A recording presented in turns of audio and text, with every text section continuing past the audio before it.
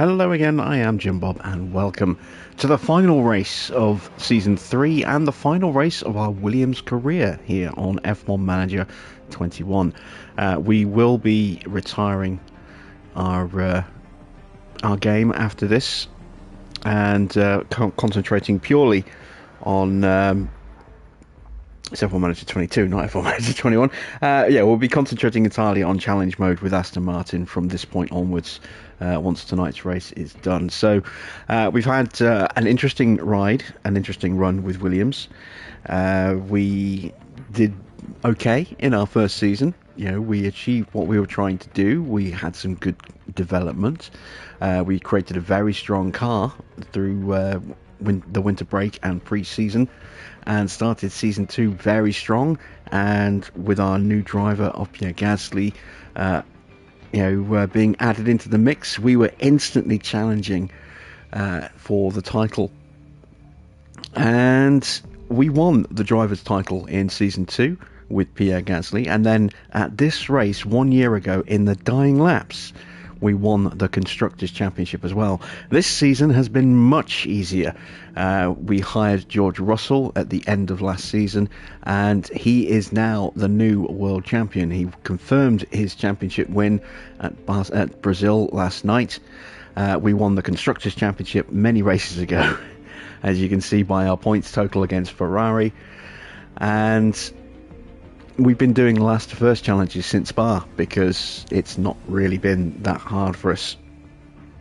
But can we end on a 1-2 again, starting from the back of the grid?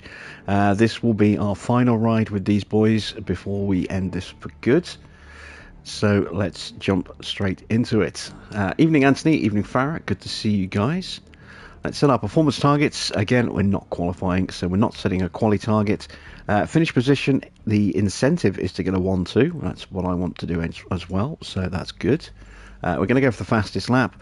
And a finish position streak, we just need one car to finish in the top 4 to complete that streak. Again, not setting a quali streak. A, we can't because we've only got one race to go. And B, we're not qualifying, so there is no point. Right, let's head to Abu Dhabi.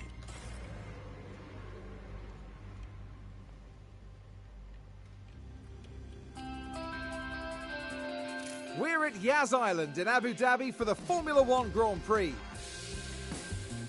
The YAS MARINA circuit was completed in 2009, and we've seen a fair share of celebration and commiseration over the years since then. The scenery may be spectacular, but this weekend, all eyes will be on the track. There's a reason why the YAS MARINA circuit is used as a test track. The long straights put engine power through its paces, while the twists and bends make medium speed downforce just as important at this challenging circuit. With the season nearly concluded, time is running out for the teams. Can anyone make a last-minute breakthrough? Can the leading drivers hold on? Only time will tell. So, without further ado, let's get started.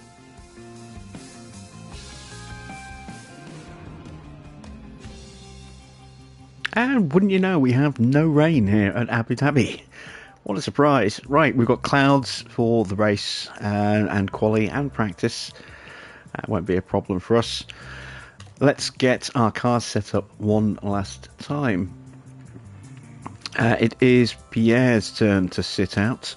So let's give his car over to Ollie. We're going to start with, we're going to do all of our qualifying and all of our practice on softs. We're going to keep the hards and the mediums for the race. Again, because we're not qualifying, we can kind of get away with just using softs and keeping the extra, better compounds for the race. And we're going to start off with a 4, a 12.5, a 4.6, a 3.4. and a 0.9. There we go. We want 17 laps here for a run. We don't need to look after the car anymore because this is the final round of practice, but we are going to obviously swap the parts out so we don't destroy our good stuff. Evening, Mr. Otter. How are you tonight?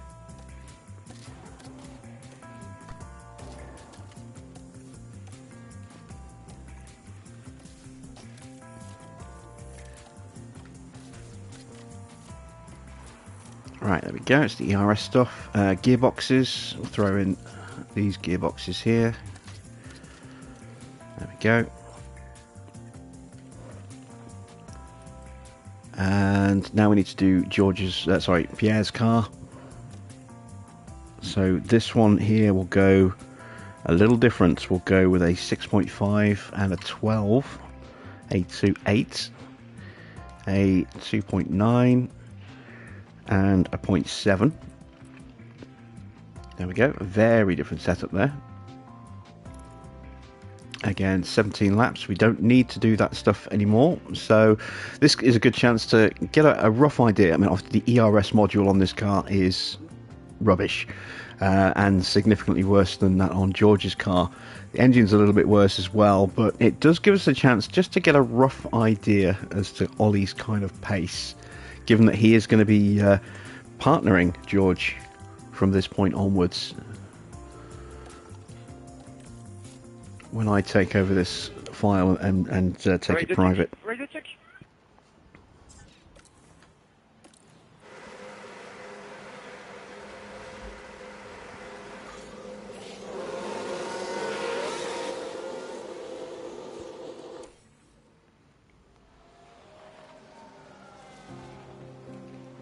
So I've rewritten the rules for challenge mode for season 3. I will reveal those to you tomorrow. There are a few changes, some that will have a positive impact, some that will have a negative impact. More negative impacts than positive. So just to, again, try and make it a little bit harder, because it hasn't been as difficult in season 2 as I thought it was going to be. So we're just going to tweak things a little bit going into the next season.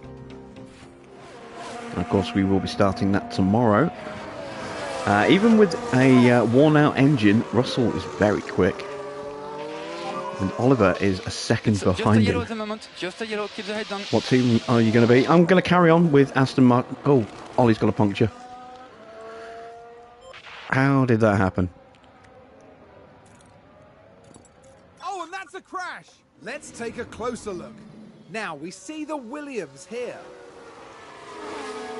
It's the first time he's ever really unleashed himself in... How was that? A complete and utter crash. That was so low impact, so low speed. And he's got minor chassis damage, minor suspension damage, and terminal front wing damage, and a puncture from a nothing bump against the barrier. That's ridiculous. Yeah, we're going to continue Aston Martin. We're not changing teams. We're just... tweaking the regulations a little bit. It will already be slightly harder next season because only the top 6 places will be paying points next year, as opposed to the top 8 this season that we've just finished. So that will make things a bit more interesting as well. I have no idea whether or not that's going to be okay on traction, but probably not. I guess we'll have to see. Let's go with that. We know that that is going to be enough to fix the rear wing. It's going to be hopefully enough to fix the front wing if we've gone the right direction. It's enough to fix the cornering if we've gone the right direction, and who knows about the traction or the braking stability. Let's put on a new front wing. That's been done. Let's put on some new tyres because those are dead.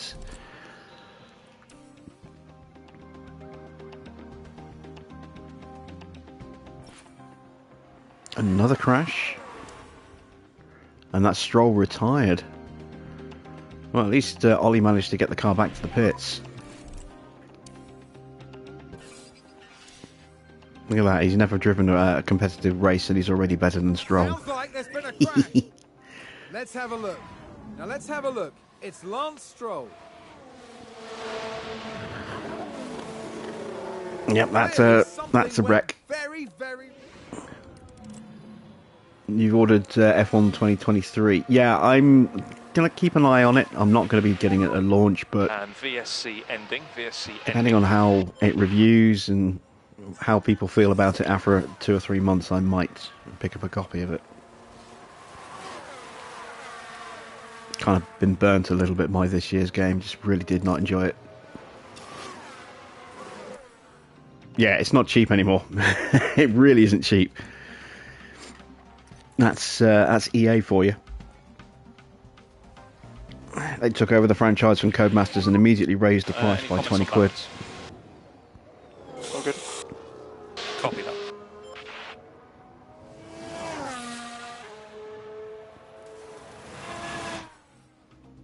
Well, when I say they took it over from Codemasters, they bought out Codemasters, and then raised the price.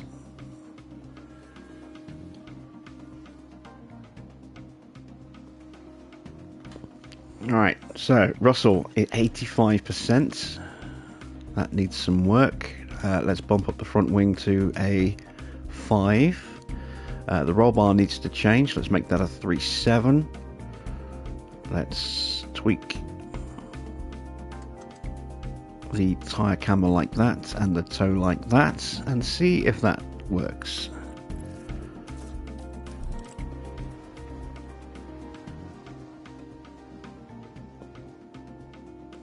Who's running wide there?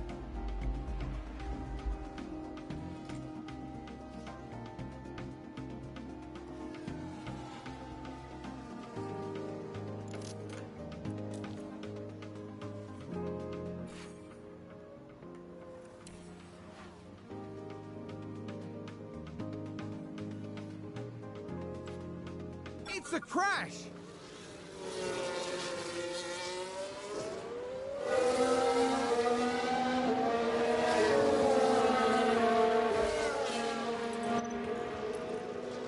Let's make sure Ollie doesn't get in the way. There we go.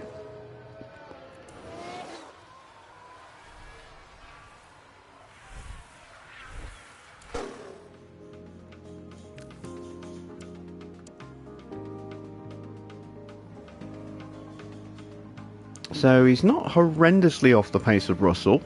About 7/10. Hold the balance, Oh, please. 1.3 on that lap, but I think he was... Why was he so slow on that lap? Oh, 58%. That's worse than it was. Oh no, we never actually got a feedback last time, did we? That's bad. 58%. It's really bad. A lot of work needed on this one here. There's going to be a lot of things wrong.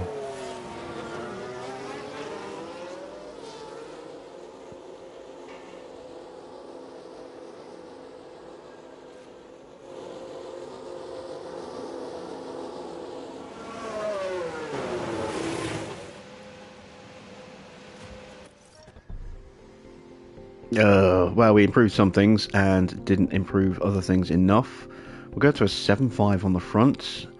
2.8 is not good on the roll bar. Let's go to a... We were on a 4.6 and that wasn't okay. Let's go to a 3.7. See what we can do with that. Let's pull that back in that way. Let's drop that way down. That's got to be a 5.5, I think.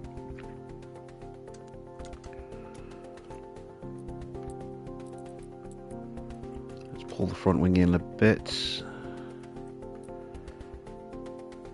There we go. Let's give that a try. Let's see how that works. I don't normally send Ollie back out on a third run, but I need to make a little bit more progress for Pierre.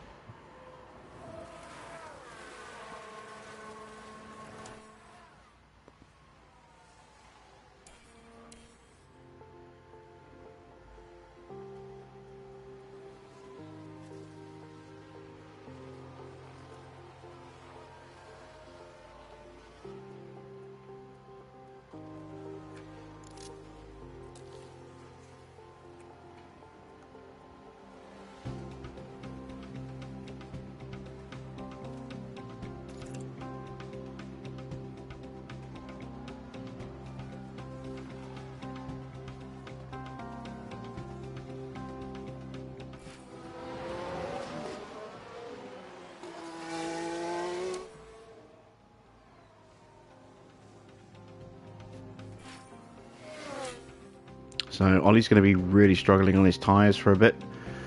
He's not going to get a huge number of laps in, but like I said, we just want to make a little bit of feedback progress for Pierre. just so we don't have to work quite so hard to get his car set up in the next session. 98% for George. That is very close. Very close indeed. Have I played Power Wash Simulator? I actually saw that on the store last night. I was browsing the store and it's on sale at the moment, and I thought, it looks a bit samey. Look after your tires. I thought it's a game that might be fun for about 15-20 minutes and then get very boring. I think that was a crash. I can't help but get the feeling it's just trying to cash in on people's fascination with watching like power washing videos on YouTube.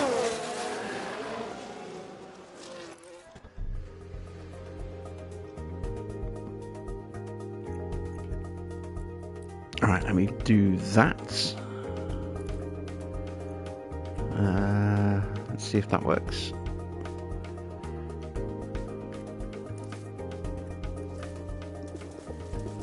There we go.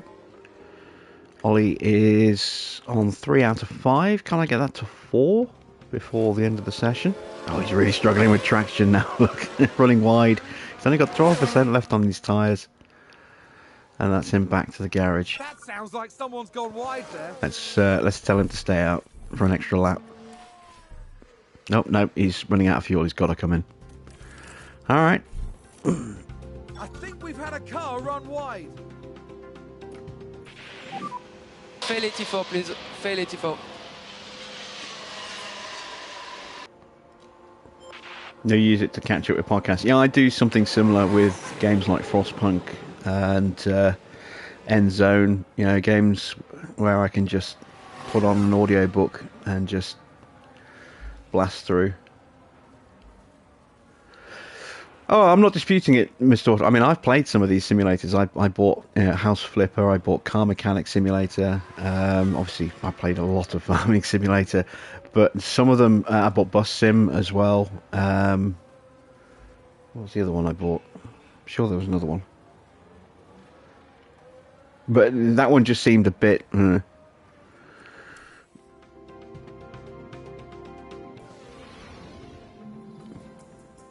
Just looking at it on the store anyway, watching the promo video.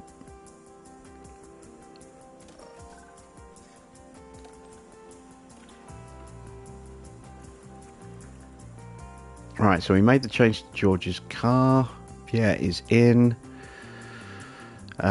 We've made some changes. What's the feedback? Oh, front wing is only good, so that's got to come back to about there.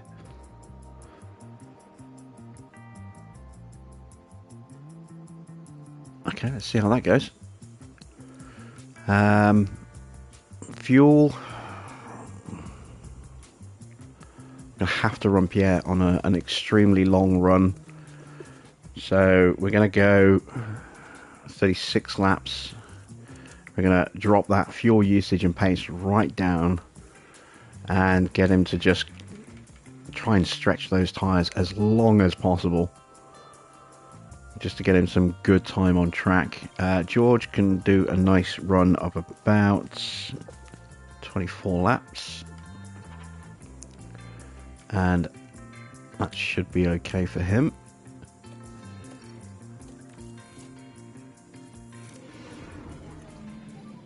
The radio is good? You can hear me, yeah? Radio check, okay.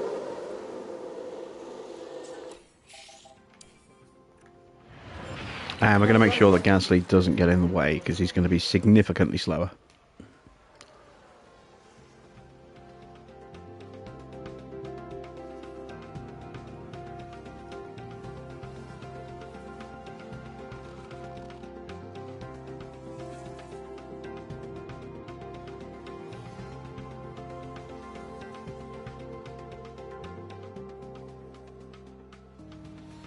Emphasis on some, yeah.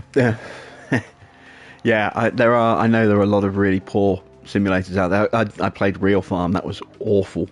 Was it Pure Farming? That wasn't too bad. It was flawed, but had potential, but never really went anywhere. But yeah, Real Farm was just horrendous.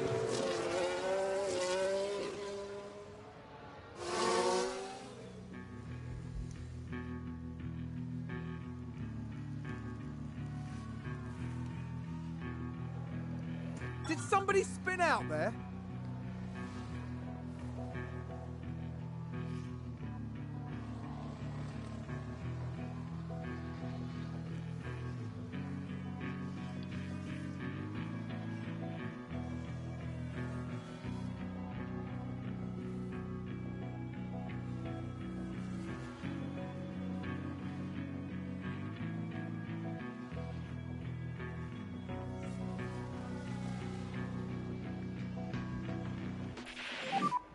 What was the balance, please?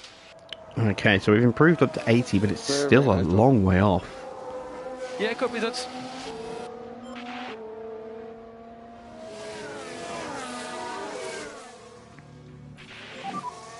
How was the balance? If it's on Game Pass, does that mean you can play it on PC?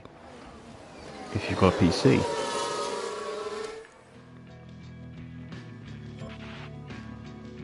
We get Russell to 100%.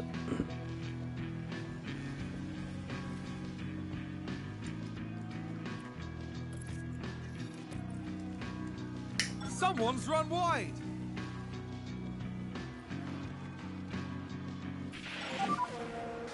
Yeah, I'm outside and ready to go. Okay, buddy, copy that. Are we boxing or what are we doing? We're staying out, George. Getting you some time on track.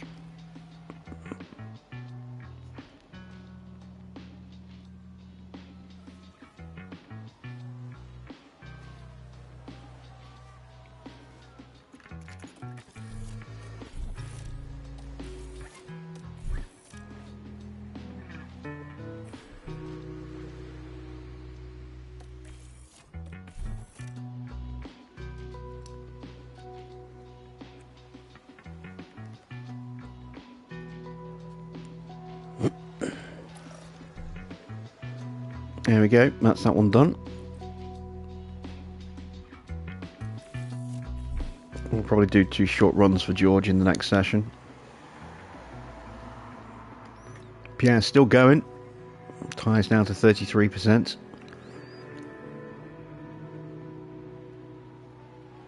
And as you can see, he's about 2 seconds slower.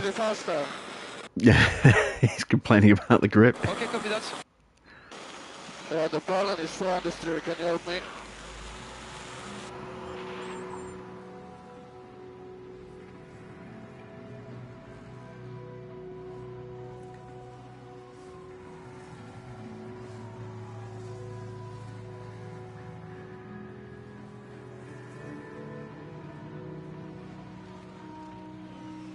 Again, just trying to get him up to 50% minimum before he boxes.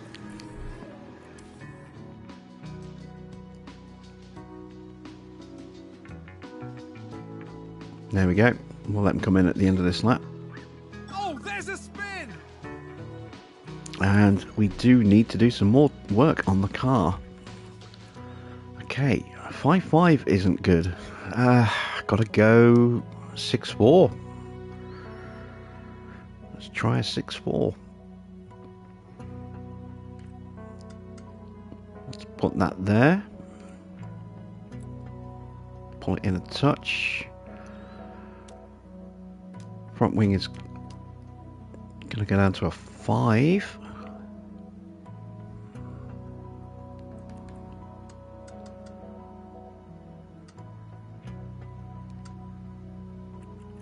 I'm going to go back to a 4.5.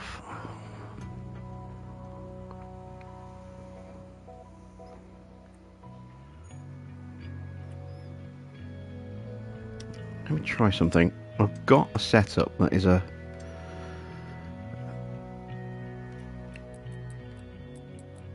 There we go. That is supposed to be a 100% setup. A 4.5, 13, 5.5, 3.15 and a 6. But that's not going to cut it. So we are going to have to tweak it. We're going to have to go with a 4. We're going to have to bring that in a bit. Go like that. Bring that in a bit more. And then do that. And then push that back to a 4.5. Oops. Yeah, we'll try that.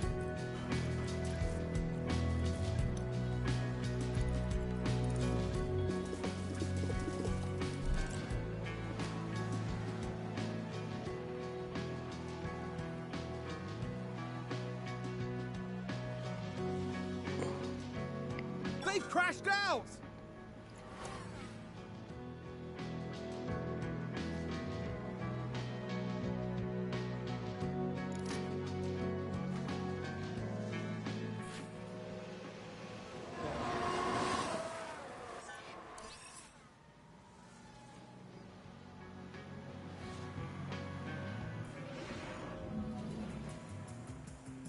So, a penalty for Leclerc, penalty for Perez, penalty for Vettel, and Schumacher and Tsunoda as well.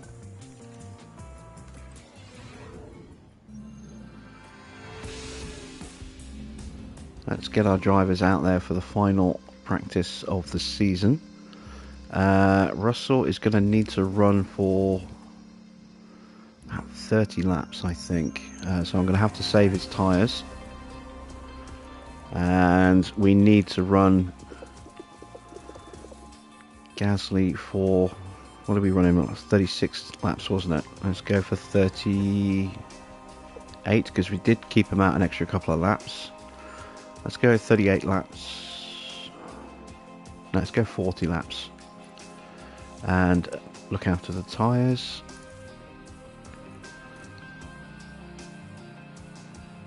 Alright, here we go.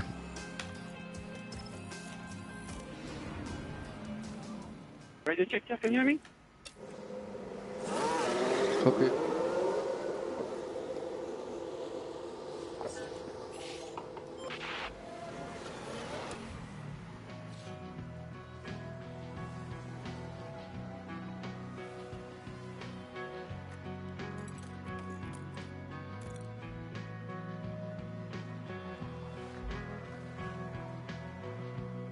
So, have we managed to sort out Gasly's setup?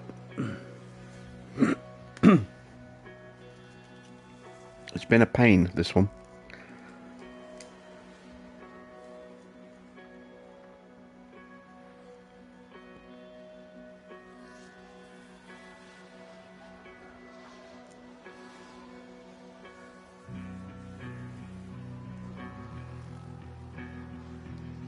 Am I going to let Gasly past Russell tonight? No, we're not going to interfere. Again, you know, I mean, if Gasly's going to win the race, he's going to have to earn it. But I will give him priority on pit stops if the drivers are sort of head to tail on the track.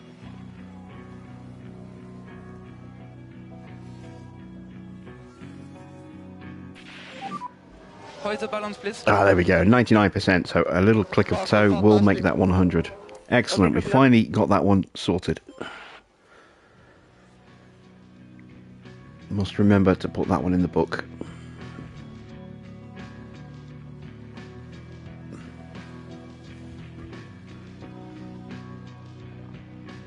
Sounds like a spin! And Anthony, remind me at the end of the stream, I will load up the McLaren file for you. I meant to do it the other night and I completely forgot.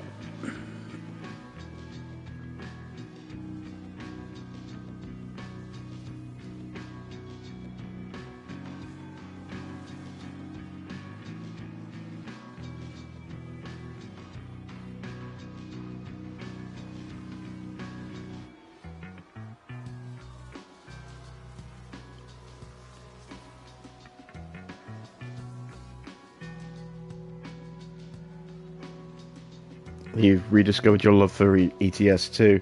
I've been trying to reignite the spark of creativity on City Skylines over the last couple of nights, or last couple of days, just to get ready for streaming next week. I understood. And I've picked the map that we're going to do. You will see when we get there which one it is. It is a map pack rather than a DLC expansion.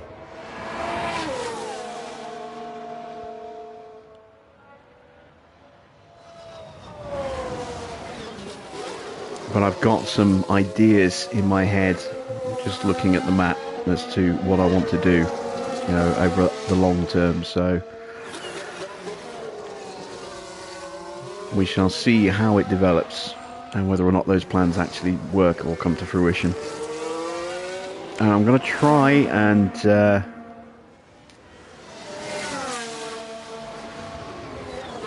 and be a little creative. I have this tendency to just fall into the trap of just doing grids, and you know, while they're functional, they're boring, and you know, I want to liven my cities up a bit. So I will try and make things a bit more organic where I can. It's not going to be easy. Russell is at 100% track knowledge. We can call him in now. Let's do that. Gasly is not far off.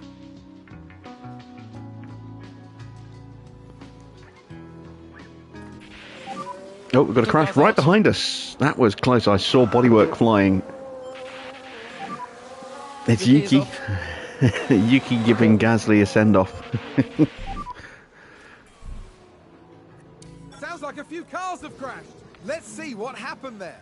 Now just take Oh, I think Yuki was hit. He was. That's the contact there. Oh, there's chaos on the track. I didn't even see which Red Bull that was. And the team had such high hopes.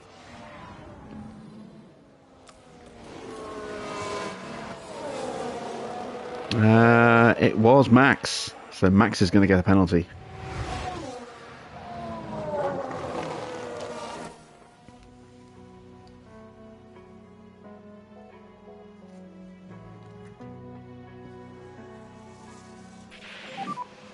I'm struggling so much with the grip. I was just about to say Gasly's about to complain about the tyres.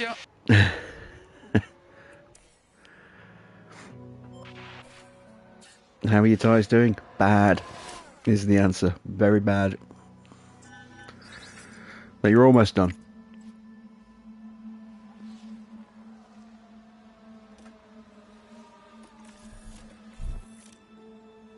There we go. Right. Can we easily decode?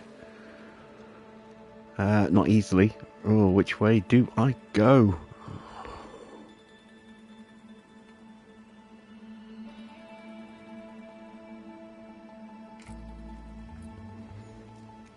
Okay, let's do that. So let me write this down, and I can correct the book based on how the car feels after quali.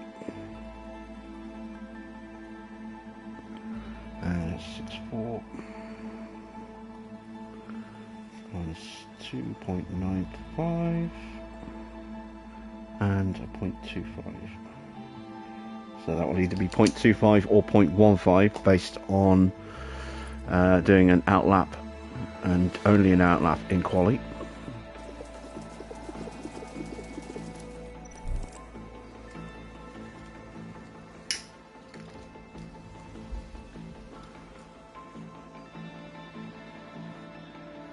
I just set fire to my thumb, which wasn't very clever.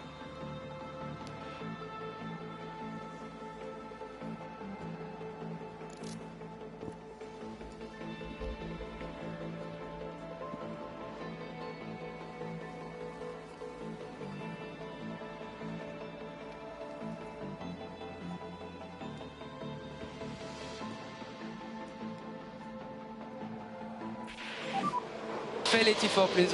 Fail 84.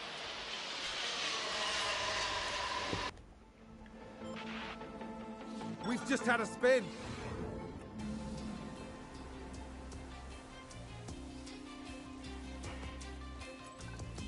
Okay. Time to put in the good stuff for the final Grand Prix of the season.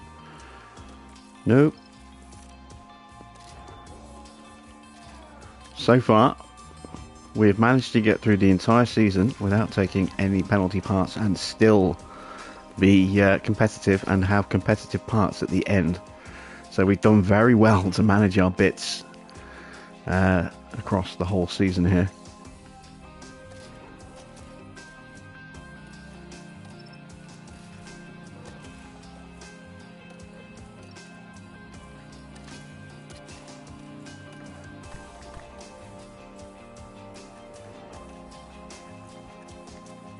There we go. Identical part performance.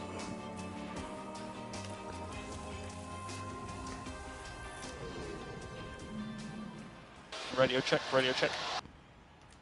Yeah, all good. So this is just to get a result on Gasly's setup change.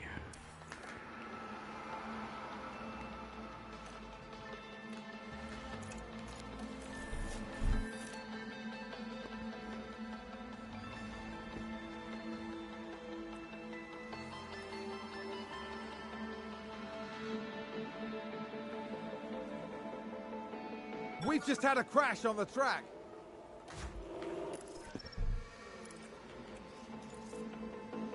And there we go. That is 100%. So we did guess right. That's good. That's what I wanted to know. Sounds like someone's locked up. Can I see myself streaming F1 Manager 23 pretty much from release day? Yes. Absolutely. Assuming I've got the money to buy the game on launch, then yes.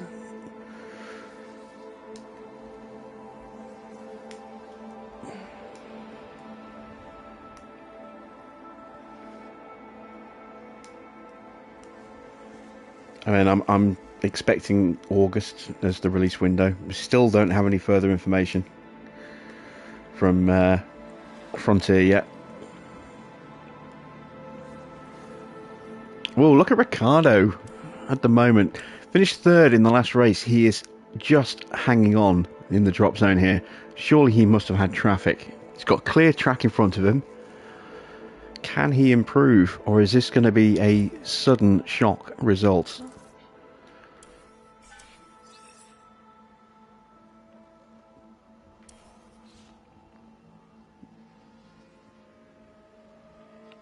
Guys are crossing the line. Ricciardo does improve up to 7th. There we go.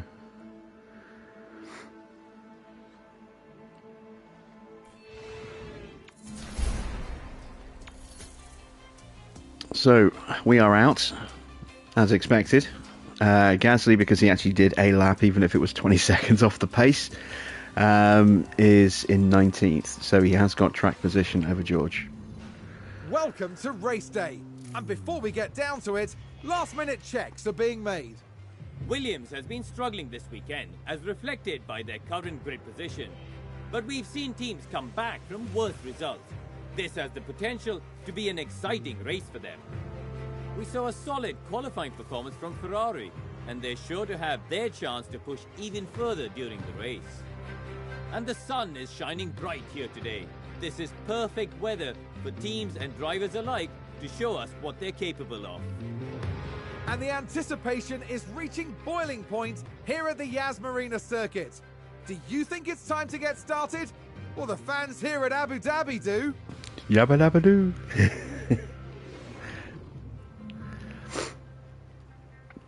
Every time he says that, I think of Fred Flintstone. Every time. Can't help it. Right, strategy. We are going with the 2-stop. I am going to start on the hards and go medium, just like we did the other night with Aston Martin.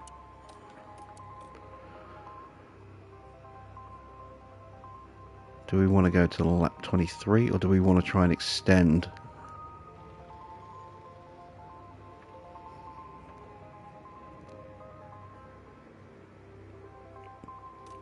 You know what? I know we're doing Leicester first, but we've had it so comfortable that we've been saving tyres, etc., etc. Let's try and be bold. Let's go medium, soft. And let's really try and look after these tyres. They're going to be so poor at the end of each stint. But it's only a second or two slower than going medium, hard, medium. Let's try it. I think if we look after the tyres at the starts of each stint, that will set us up quite nicely. And I'm expecting there to be a safety car. So we can see how that will affect things.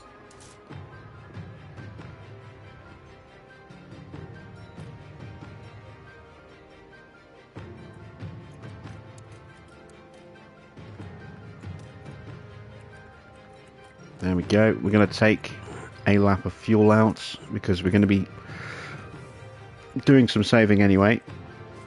So having a slightly lighter car should be slightly better on the tyres. Let's take it easy off the line. Try and avoid any carnage at the opening chicanes.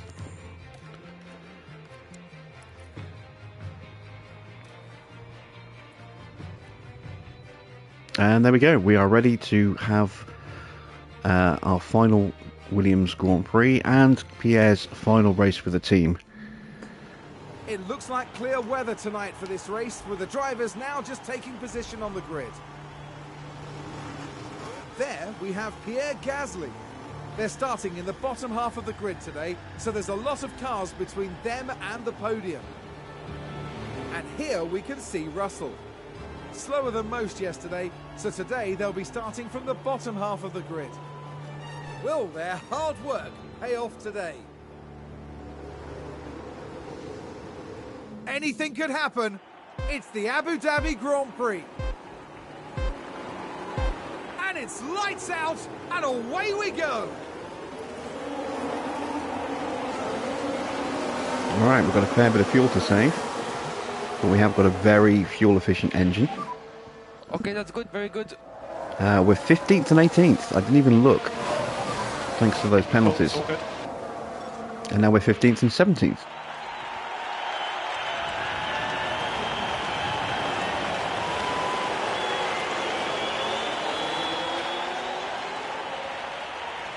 And there's an overtake from Williams.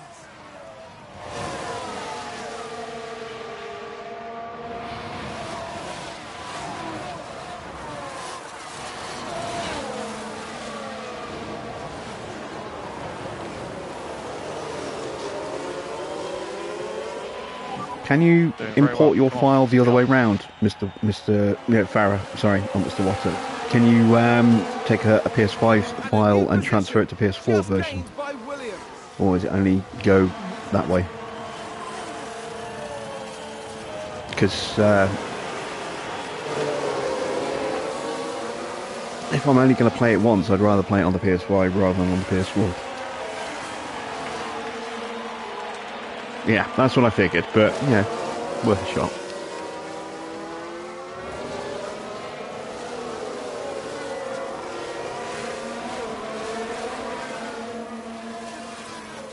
I suppose I could always play the PS4 version on the PS5 and get a slightly better performance.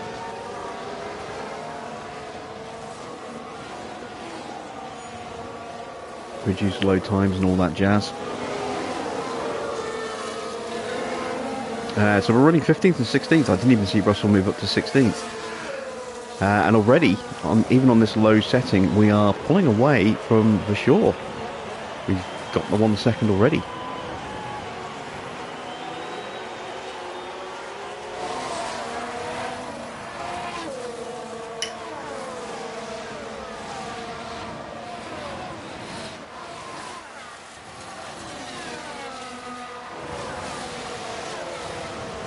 I mean, the first game was a horrendous grind.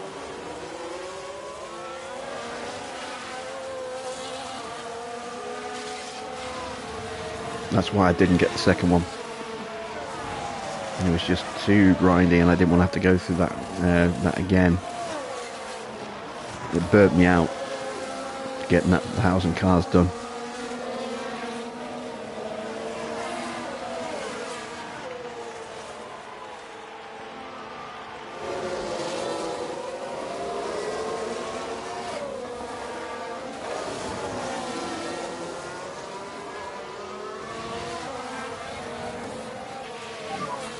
DRS enabled, DRS enabled. Come on, let's go get those points.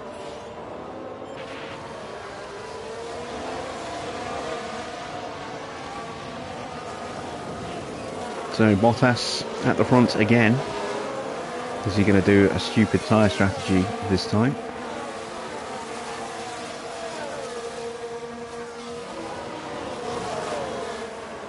Like he did last night at Brazil, where he boxed for brand new hards 2 laps before the rain fell.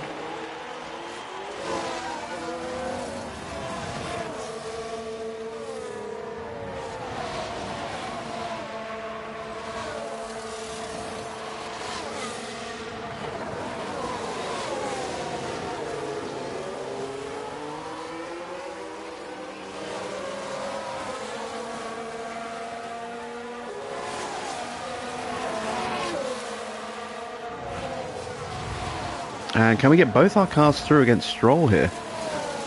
Looks like Gasly's going to have a go.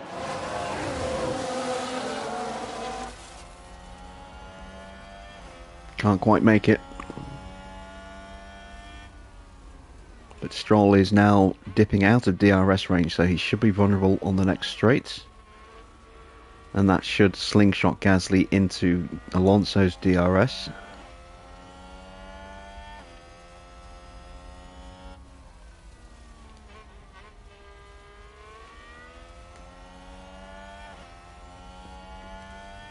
Wow, we've saved 0.6 kilos of fuel in just 4 laps. 0.7 with Russell because he's getting the slipstream.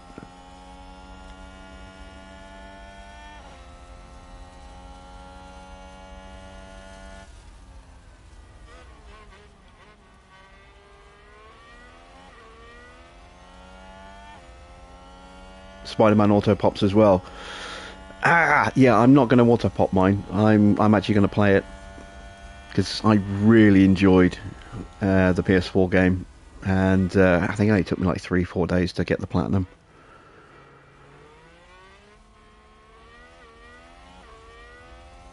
Or maybe it was just 3 days to finish the game. I can't remember whether I had to go back and do some tidy up afterwards or not. So we keep focusing on the pace.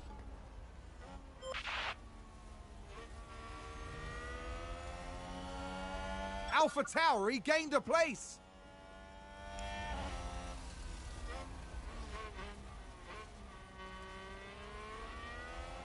Alright, so we got past Stroll a little bit too early, but couldn't hold the position, and he immediately took it straight back on the next straight. That's a bit of a shame.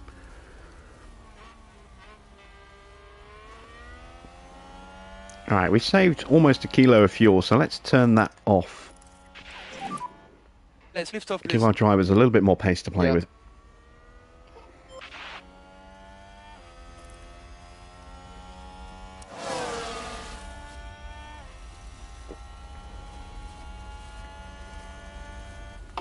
That's one thing that doesn't bother you is getting platinums. Yeah, I mean, I auto popped my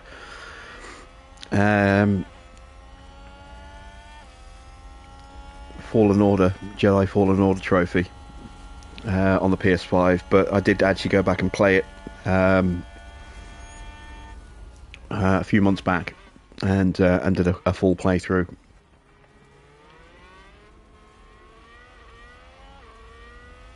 On New Game Plus.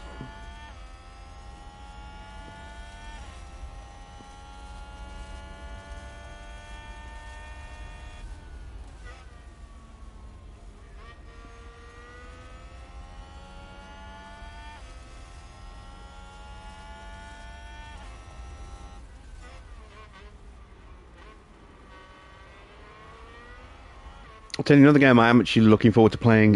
Just got a 60 frames per second patch, and that's A Plague Tale Requiem. I picked up the PS Plus version, the PS5 version for free on PS Plus, however long ago that was now. It's got to be about a year, I think, maybe. And I've been tempted to start it on a couple of occasions, but just never got round to it. And I read this week on Twitter that it's been patched for 60 frames a second, so I think I'll have to give that a crack at some point in the next few days.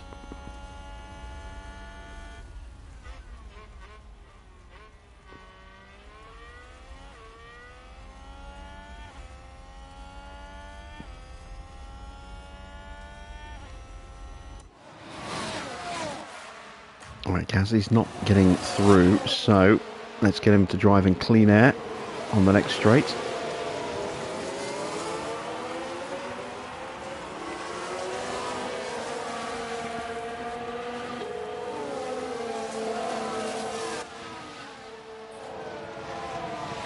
No, he's not getting through there either.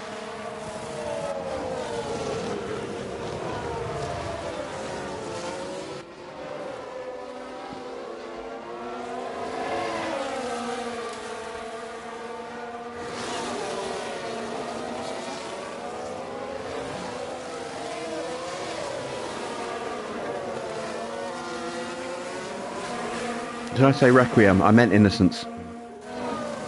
It's the one that I've got. It's the first one. Maybe it's Requiem that's just been patched for 60 frames and not Innocence. Maybe I was just getting the two mixed up. I'll have to check after the stream.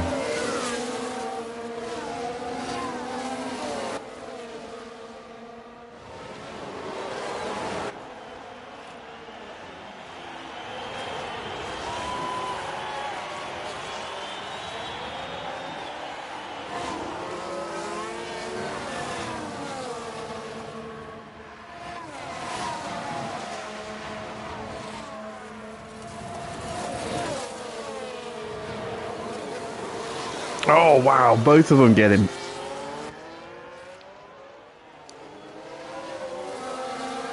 And now George is going to jump, yeah. And his Gaz are going to follow him through. Okay, that's good, Pierre, very good.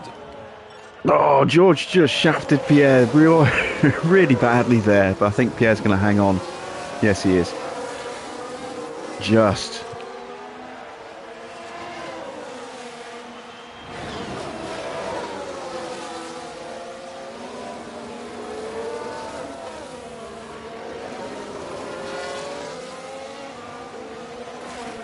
That was the second one that was patched. Yeah, okay. That makes more sense.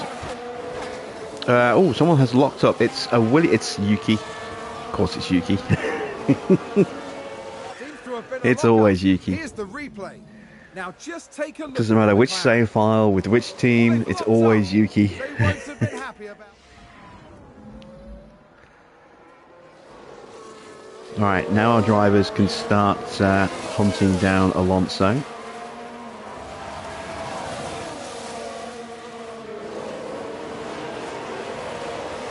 Take a look at our tyre wear. We're doing okay.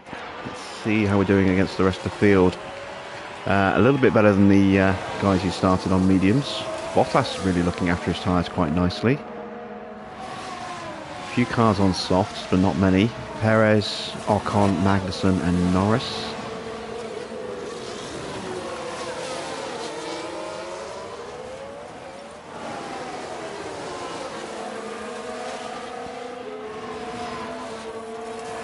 Okay, so they got through.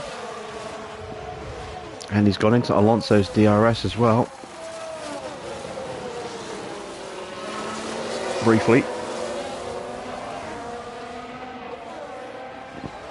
Should get back in by the time we get round to the next one.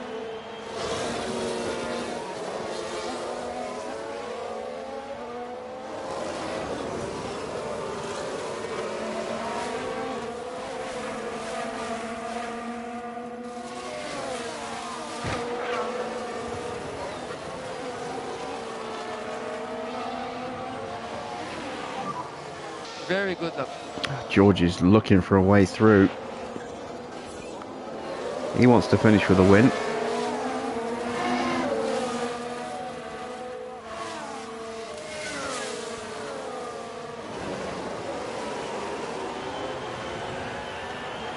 Alright, we get into the DRS. Alonso is almost out of the DRS here.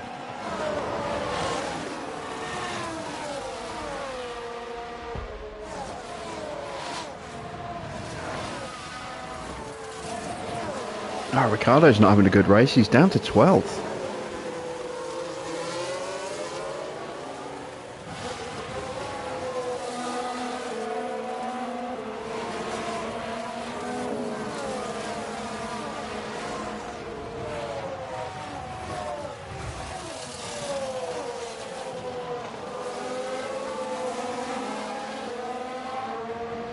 And Bottas and Vettel still scrapping away. Again, look how close the field is. If you ignore the fact that Magnussen's just a fraction outside of DRS, it's an unbroken chain all the way back to Stroll, effectively. That's first to 16th after 9 laps. Again, just showing how close the field's been this year.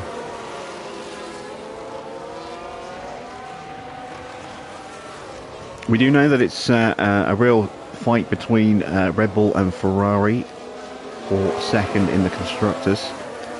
I think Ferrari are going to hang on, given that they've got 2 cars in the points, just. Perez is languishing back in 12th. Let's take a look at how things stand in the Constructors. Ferrari will win the second place battle by 8 points as things stand.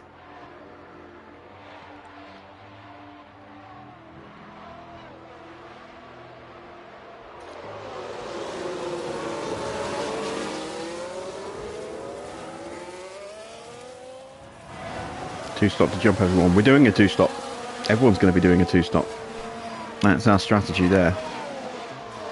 It's just we're going in an unusual direction with tyres. We're going to go medium, medium, soft. Or we're going to try and go medium, medium, soft. We'll see how it works with safety cars. Gotta hope there are safety cars, otherwise we could be in trouble. And we might have to switch the strategy. Like a medium, hard medium or something.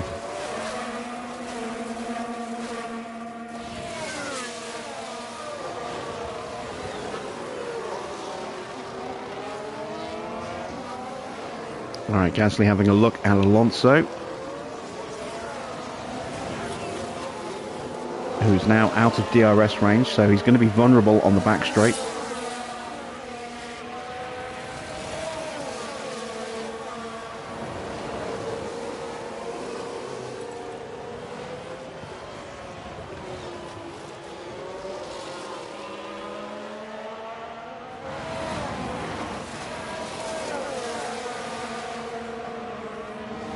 Going to hold off Gasly this time.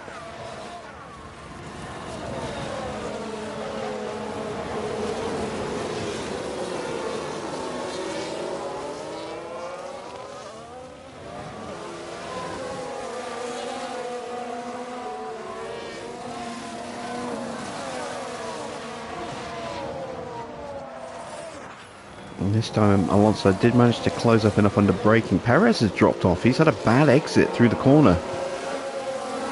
He's lost a lot of ground.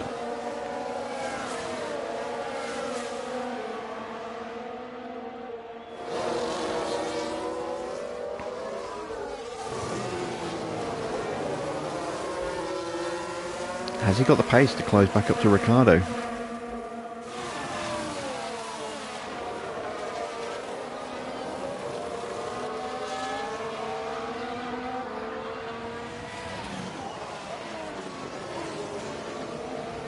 I really hope they fix the frame rate on this race next time, in the next version. It's so chuggy on this race.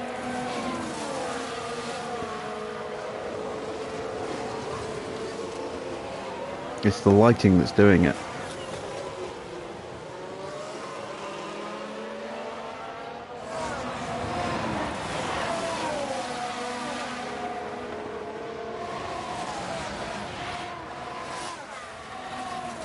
Everyone diving in and out of the slipstream there.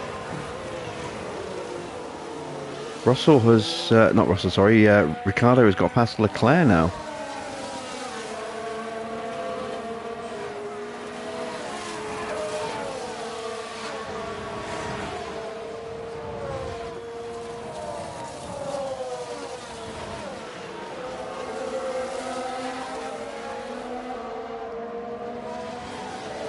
And we're not making any progress, and we're not saving any fuel really anymore either. So let's go ahead and carry on doing that. Lift and coast required. Okay.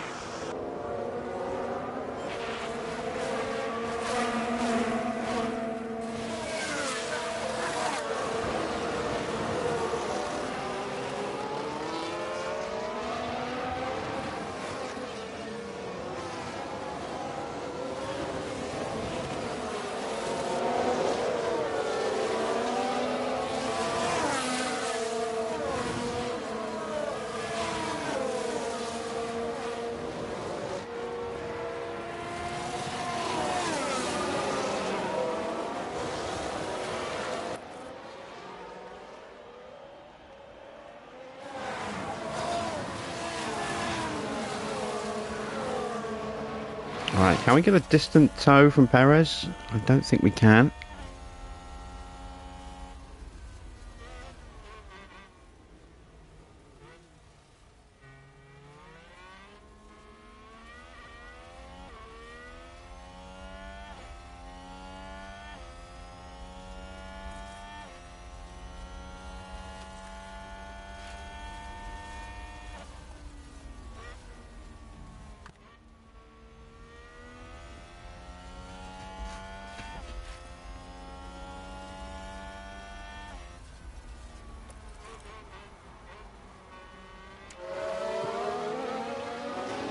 How far are we off the lead? It's got to be close. You're only 9 seconds off the lead. It's not that far. So we don't have to worry too much. Our tyres are faring a little bit better than everyone else's, but not a massive amount better.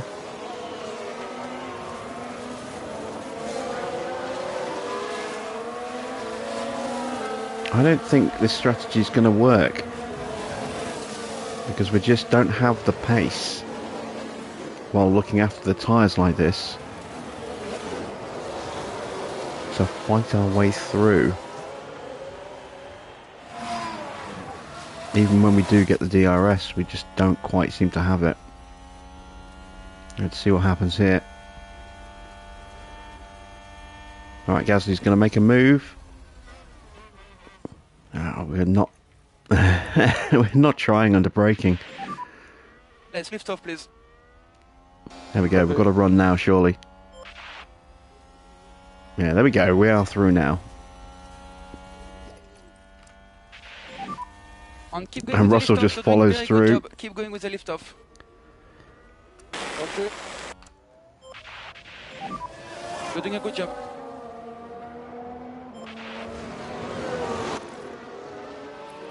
And there's an overtake from Williams.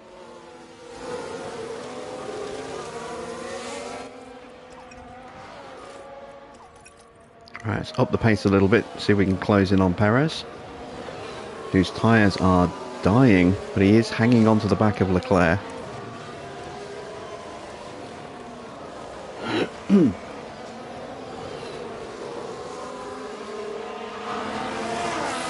Sainz has fought his way up into the lead now. That changes the complexion of the constructors' fight significantly in Ferrari's favour.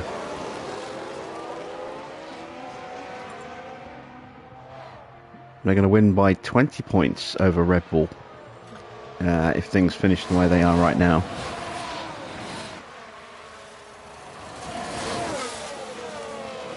And with both Leclerc and Perez out of the points, it is down effectively to Verstappen to try and win that fight for Red Bull, and he's not going to be able to do it on his own, I don't think.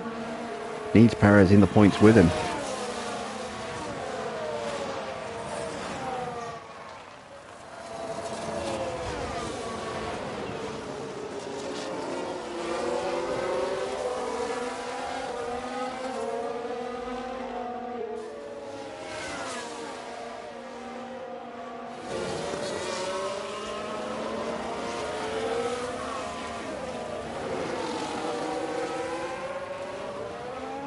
And then we go, soft tyres are pitting. That's Norris, Ocon, Magnussen and Perez. That's all four of the soft runners, all boxing on the same lap. And what tyres are they putting on? They're putting on hards. So they're going to go soft, hard, medium.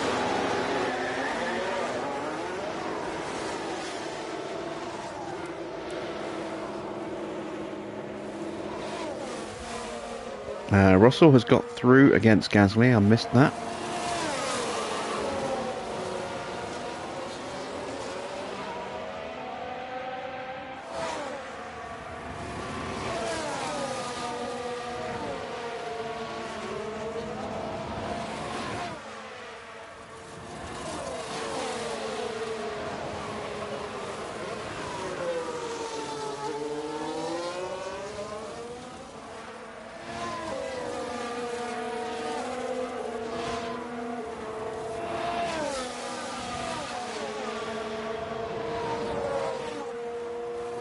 You're surprised to see that Farming Sim's not in the new sale. Yeah, I'm a little surprised it hasn't been on sale before, but they're doing something they haven't done before, and that's doing a double subscription or a double season pass this time around. That's the first time they've done that.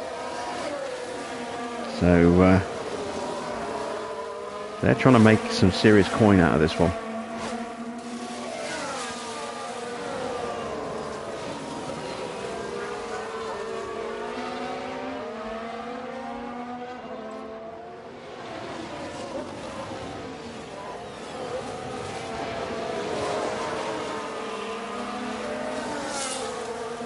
I think the reason the previous ones have been on sale a lot is because they were trying to attract people to the franchise, and I think this time they think they've got enough eyeballs and interest in the product that they don't have to regularly put it on sale to attract new users, because they've got a big user base. Hence, no sales and 2 season passes.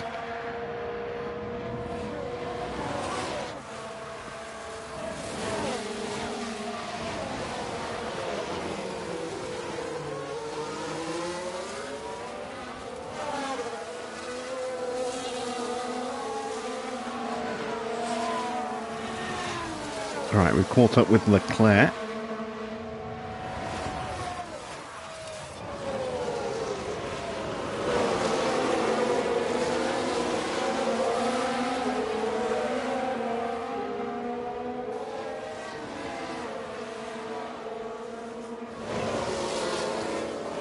Right, it's Porsche that's holding everybody up at the moment. Zhou is up in 4th place and in that fight with the leaders.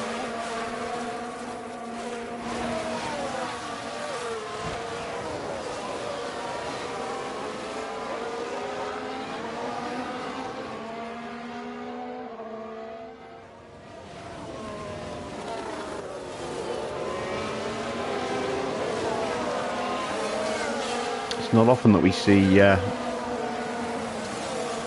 Mercedes and a Ferrari being outpaced by an AlphaTauri and an Alfa Romeo and an Aston Martin, although, well, maybe not so much this season, but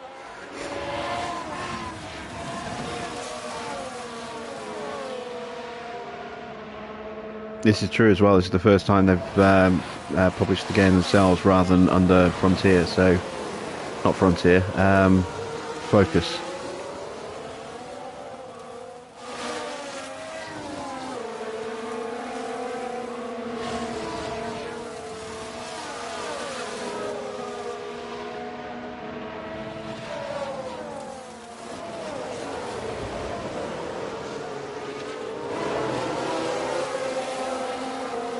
Alright, we're getting close to the pit window.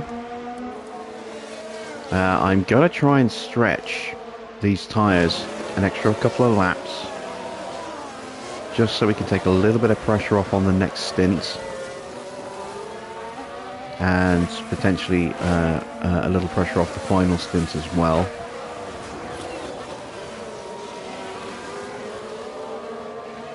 Does mean we are probably going to slip back down the order a little bit.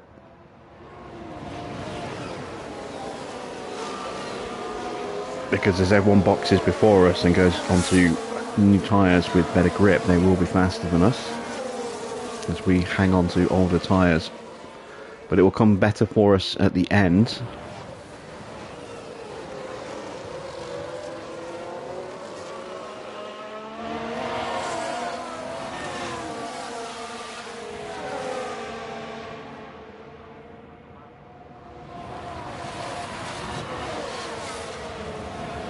Oh, look at this. Trying to go 4 wide through there. That is just not clever.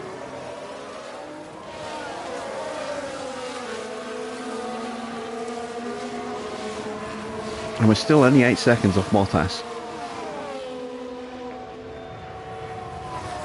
So we're still in a very strong position. And like I say, that will change with us stretching these tyres, with everyone else boxing, which will happen soon.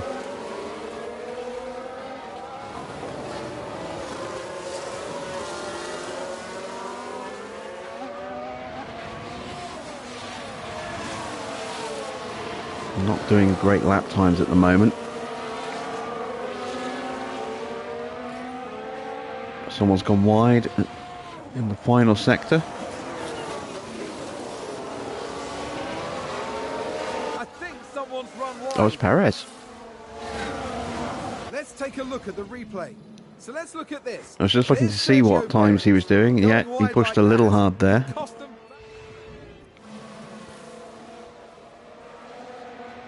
Right, can we get a run on Albon here? Ricciardo and Leclerc have both pushed their way through. Can we follow suit?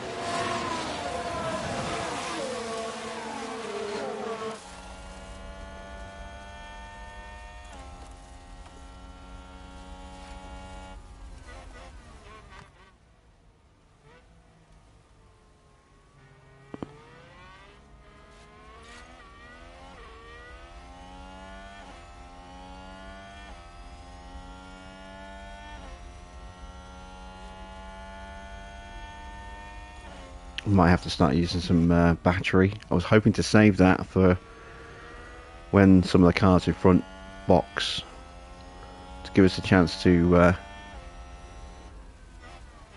at least not get undercut or undercut so badly.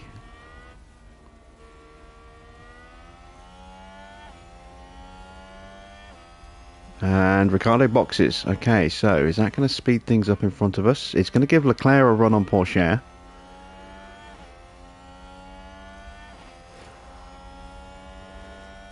And Stroll, Vettel and Schumacher box as well. Ricciardo's gone hards. So Stroll. Vettel's going hards. And so Schumacher. So everyone is going hard tyres by the look of it.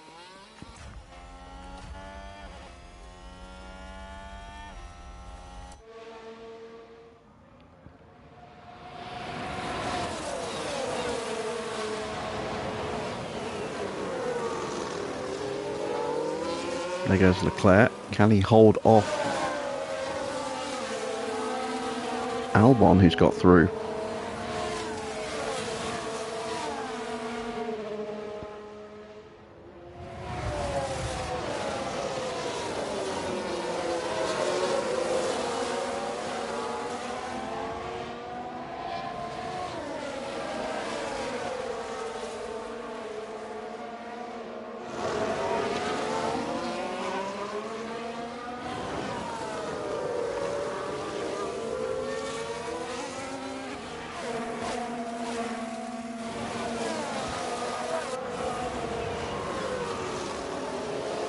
And that's Bottas in from the lead, or the lead group. I don't know if he was actually in first when he boxed. I was glancing away for a second.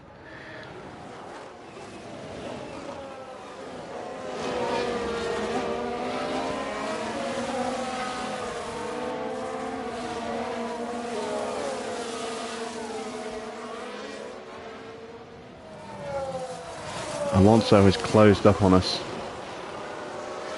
That's because we've been losing time here.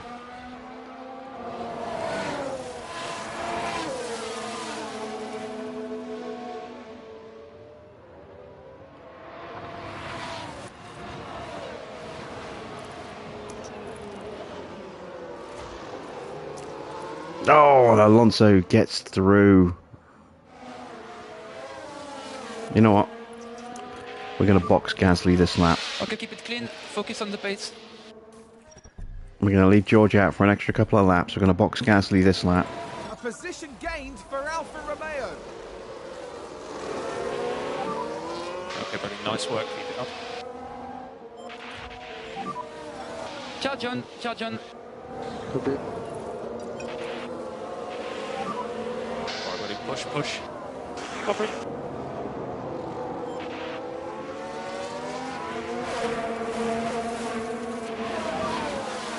Awesome, keep it up.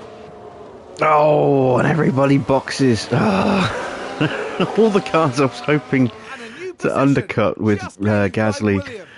are all boxing at the same time. Of course they are.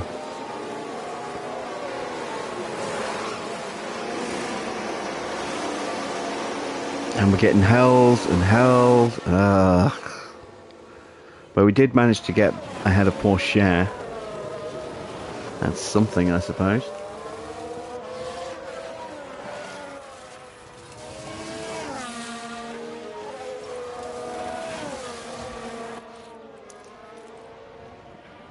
So we'll keep Gasly on this reduced tyre wear for a little while.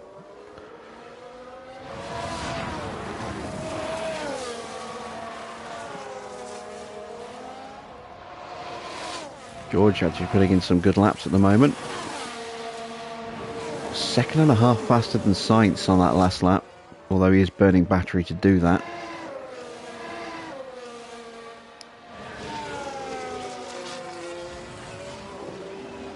So I'm guessing Sainz is going to box this lap if Leclerc went in last lap. Yep, there he goes.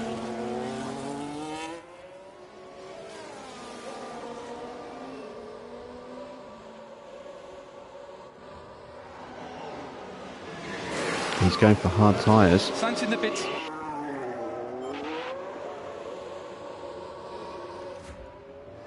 So Gasly's through, Alonso's in the box.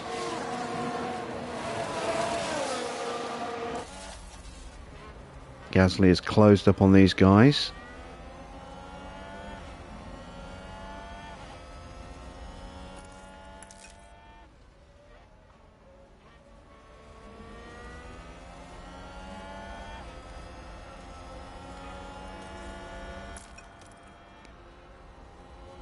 Going to go one more lap with Russell.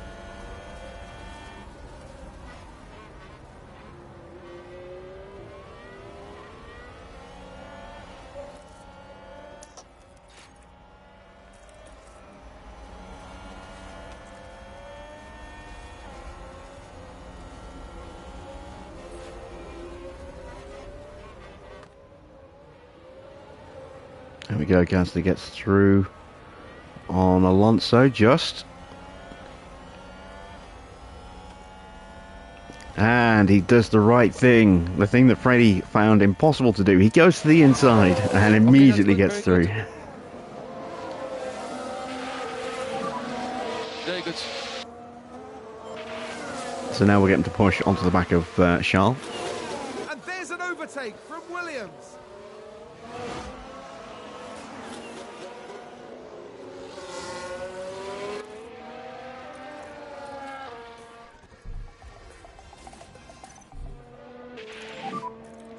Box. But you know, we'll stay in neutral. Yes, box. That was a very good lap. Recharge off. Copy.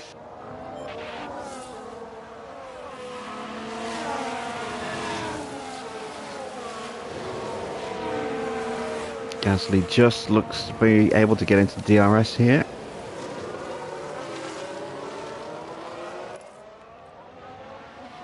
Yep, there we go. And we broke Stroll's DRS as well, I think. Yes, we did. Okay.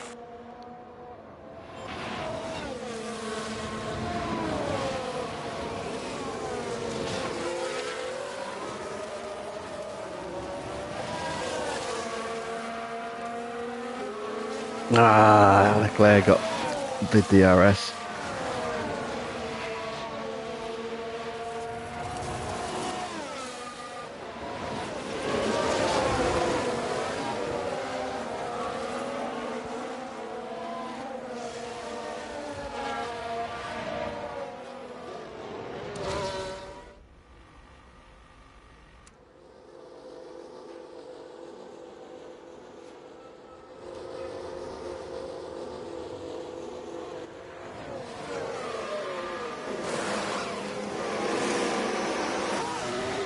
Okay, clean stop, didn't get held. Where's he going to feed out? It's going to be behind Gasly, it's just a question of how far behind. Can he get out ahead of the Alphas? Oh, just gets out of the Alpha Tauris. That was close. That was very close indeed.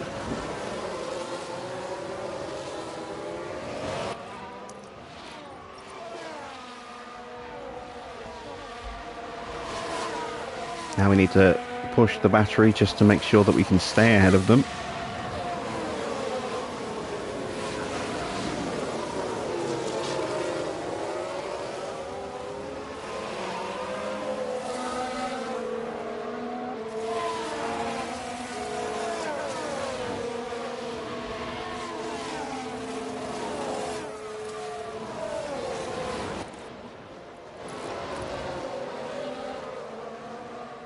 There we go.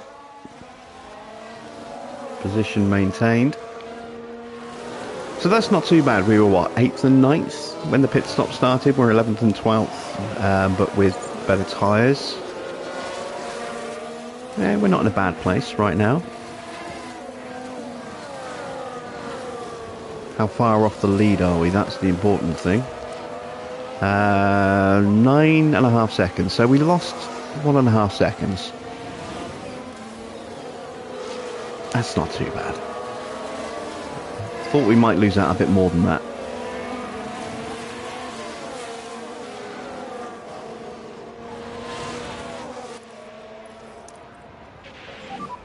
Recharge on. Coming.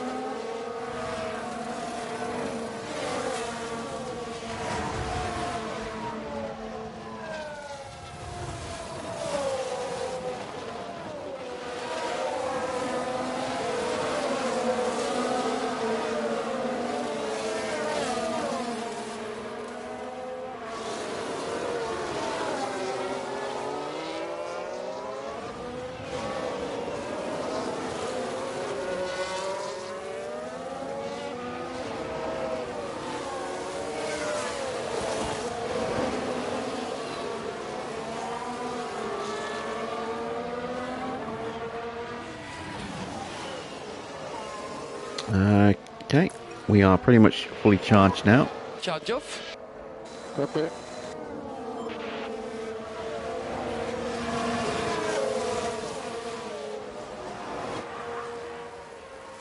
Claire is starting to look a little racy himself. He's caught up to Norris and he's going to try and get him here.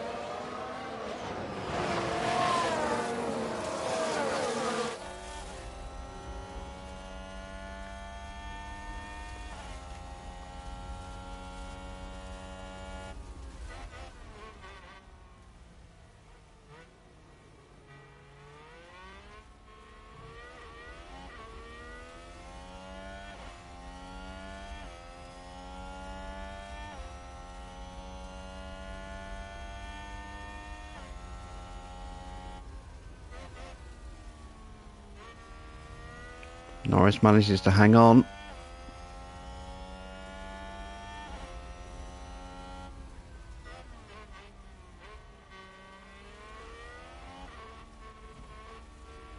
And things have suddenly changed quite drastically in the constructors' fight as well. Let's take a look. We've got Red Bull 1 and 3. What's that going to do to the standings?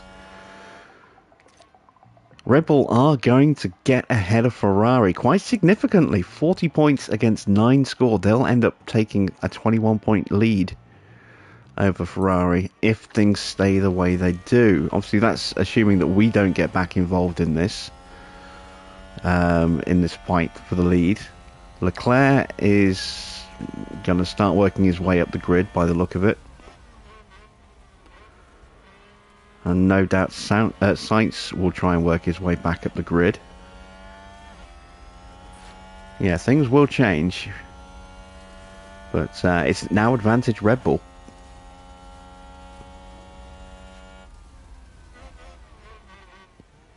And there we go. Leclerc is through against Norris and Gasly is going to jump through as well.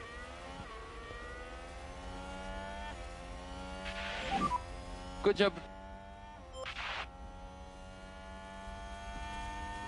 Norris going to try and hang on the inside.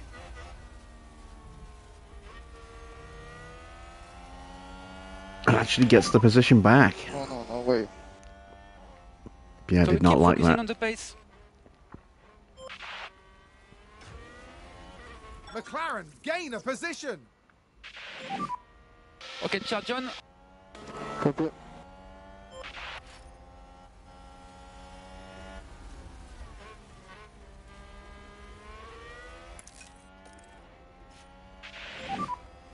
Charge off. Copy.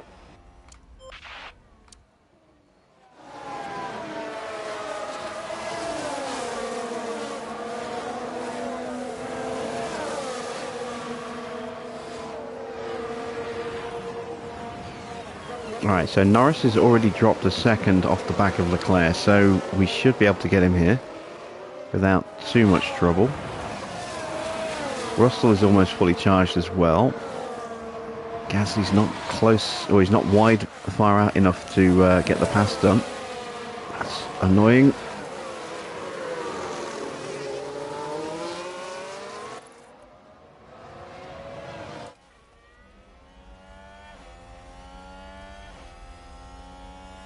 No, don't go to the outside. Go to the inside. He's going to the outside, look.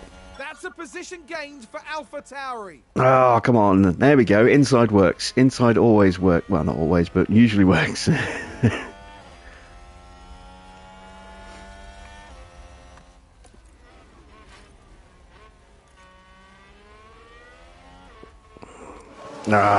Frustrating. And Russell's been passed by Albon as well as a result of that. There's no doubt that we're being held up now by Norris. So we can go neutral on Russell now. We need recharge off. Let's Yeah, give Gasly a little bit of push.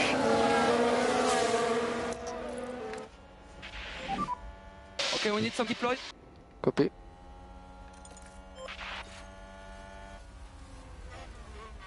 Excellent, there we go. We got the DRS and we dived up the inside, so we can just rocket away now.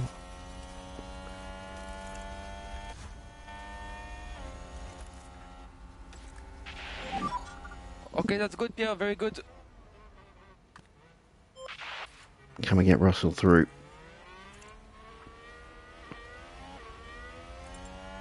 Russell inexplicably thinking about going around the outside now.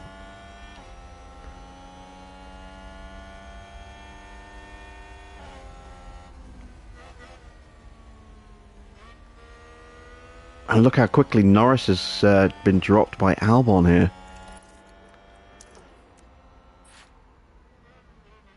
Come on, go aggressive. There we go, got him through the hotel. That was vital. We've almost caught back up to Leclerc, who is already all over the back of Magnussen now. And Bottas has worked his way back into the lead. Just gained by Williams. I think Sainz has moved up a position as well.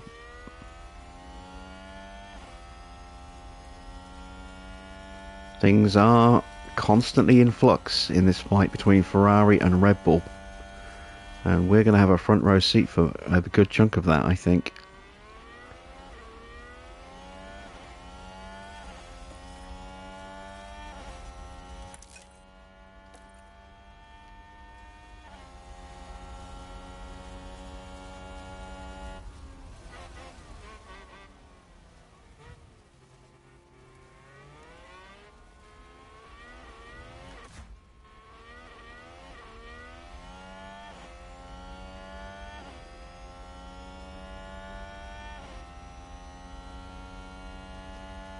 We've always got balance on the tyres between the two drivers as well, so we can look at taking Gasly out of conserve mode soon.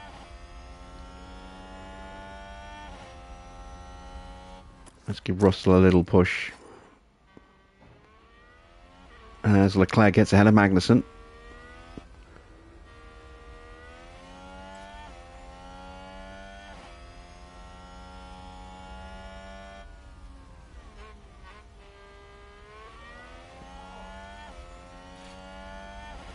Well, that's a new fastest lap for George. 1:26.9. Leaders are doing 1:27.9, so yeah, very quick lap.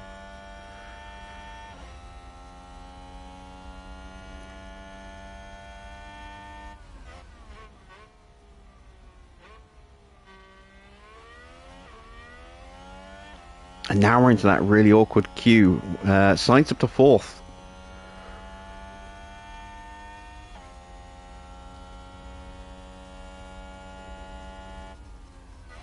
Well, look at this queue.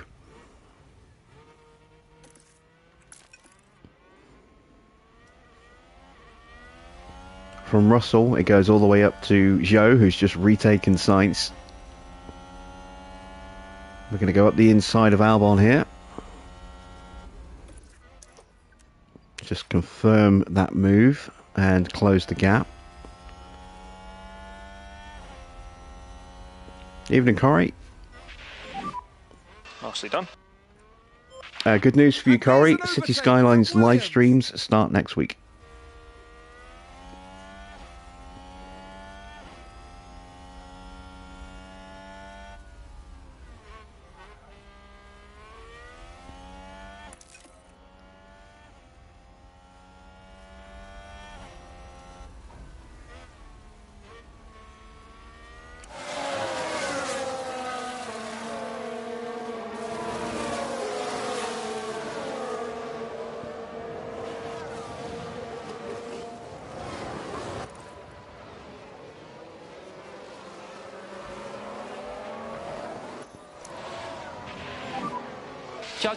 Charge on.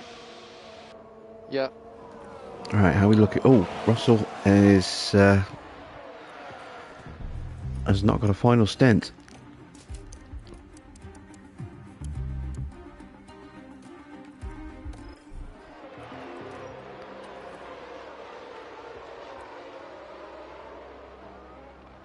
Estimated race time is several seconds slower. Interesting.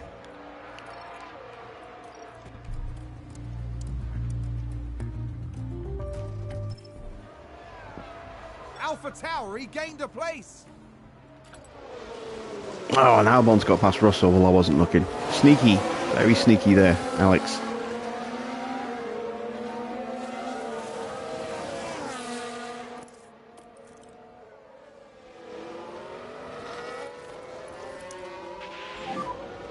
Okay, recharge on. Come on.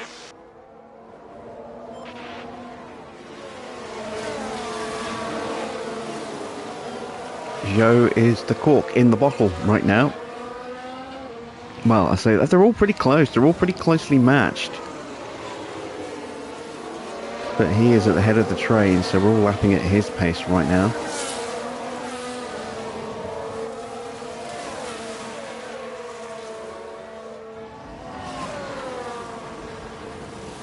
This is what can make DRS trains incredibly frustrating. If you don't have the pace to sprint away, then you just get reeled back in almost immediately.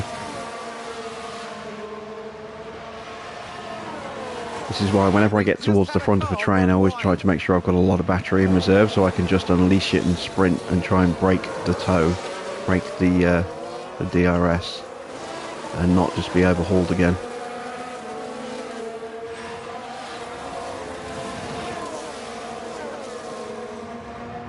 Right, let's put Gasly into standard pace now. Let's go for a push. Yeah.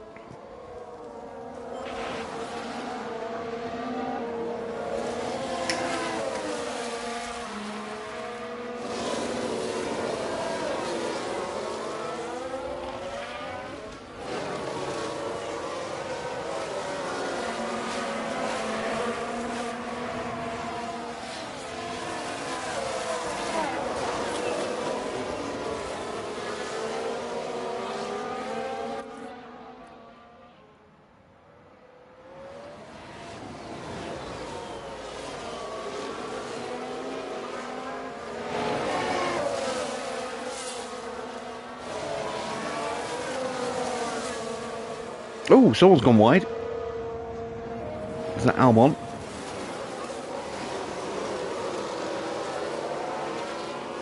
Oh, they've run wide. It was.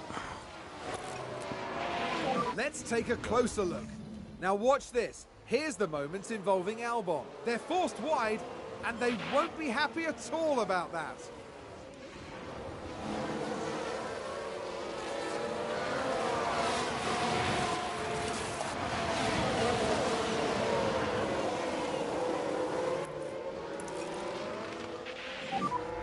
Reminder, charge off.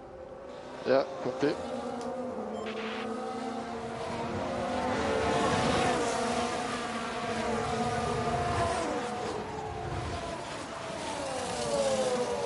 It's all getting a little bit messy in this fight. Even Marcel.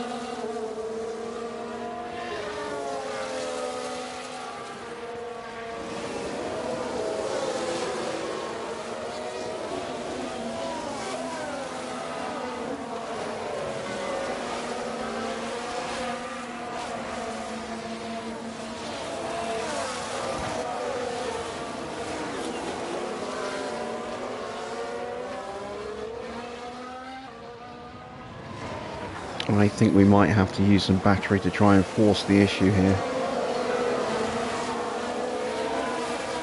Because we're kind of stuck. Let's go for it. Only can use the deploy. Copy. Hopefully a couple of blasty laps will get us through. Oh, someone spun. Oh, it's Bottas. No, it's not Bottas, it's Ricardo. Okay, yellow, yellow. We can take a look now. Copy. I pressed triangle, didn't show me the replay. Oh, we almost got Leclerc there.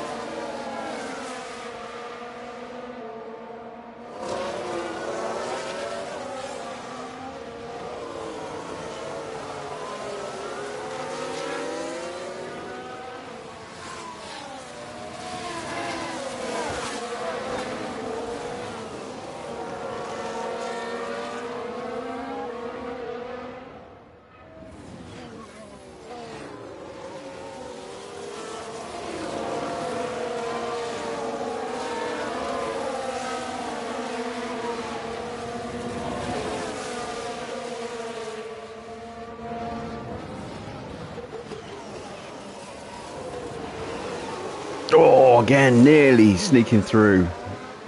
Although Russell does get back past Albon.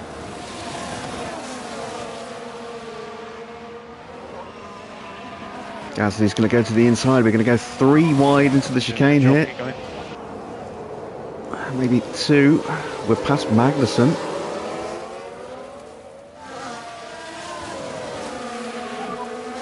This was good. And a new position, just gained by Williams. And Joe's trying to break away at the front here with all the chaos that's going on behind. 2 Ferraris are now head to tail.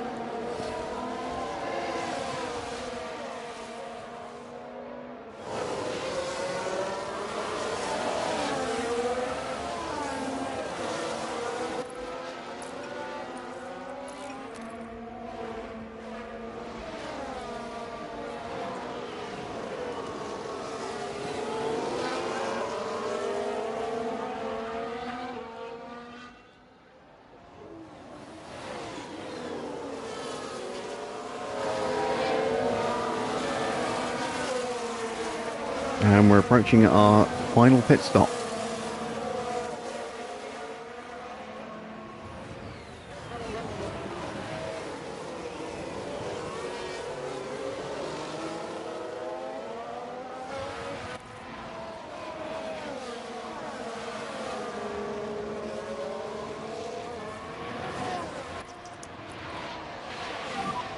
Okay, charge on, charge on. Yeah. Oh, we get past Leclerc. Nice. Can we get a run on Sainz and or Rock on Okay, here? good job, thank you. Sainz is going to get through. And there's an overtake from Williams. We're not going to follow that, but Gasly up into 7th. That just made Ferrari's job of overhauling Red Bull even harder, especially now they've won 2 as well. The constructors fight changes again. And now it's going to be a 19-point gap between the two. Nice job. Oh, Ocon into the pits, and so's Magnussen. So that frees up some gaps. Sainz is now vulnerable to Gasly. Russell is right on the back of Leclerc, who's right on the back of Gasly. Norris boxing as well.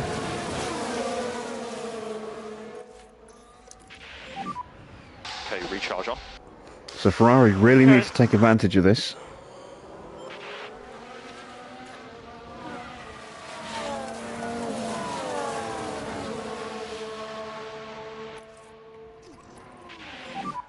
Can we do lift and coast? Copy.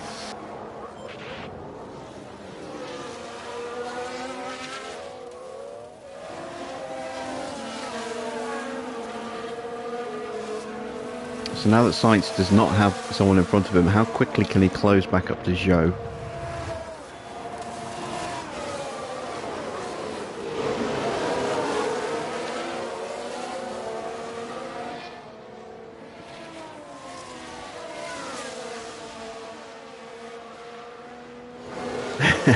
Marcel, you don't have to type out Farah29 every time you want to say hello to Farah. He will respond to yeah. It might not be a positive response, but he will respond to it.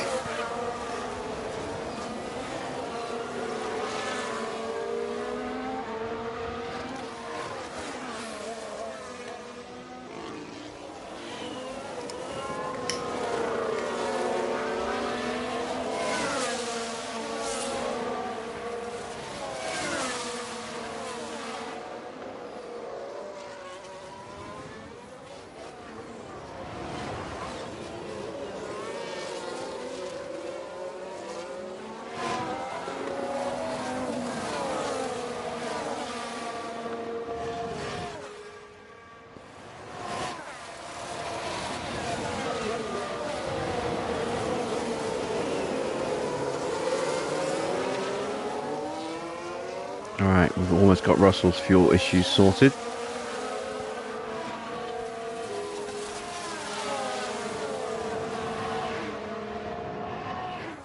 Sainz is not closing the gap.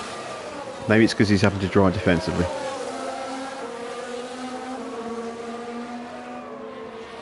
Ah yes, Professional Footballers Association 29 Association.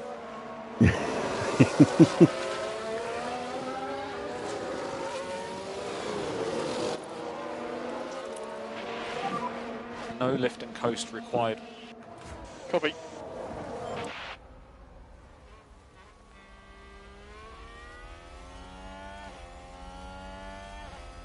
Alright, here we go.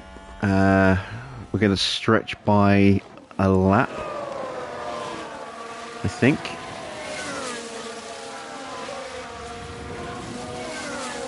Let's see, what are the tyres looking like for the hard runners? Oh, they're still on the 60s. Oh, are they going to try and one-stop this? And, you know, I didn't even think about the one-stops. As Yuki gets lapped. And that means Sainz gets caught and passed. You're doing a good job. Alright, so I'm actually going to box Gasly this lap then. Because now if they do all box on this lap, he's not going to get... And a new position, just gained by Williams. undercut, potentially. No, don't you dare, don't you dare, don't you dare. Yes, hold him off.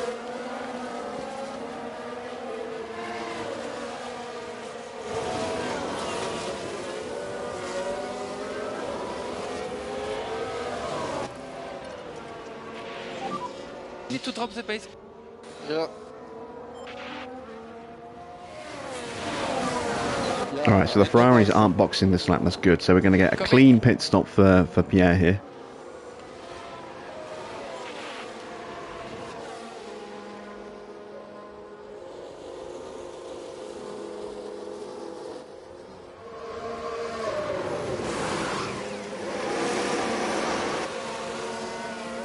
There we go. Out of the pits for the very last time in a Williams. goes Gasly.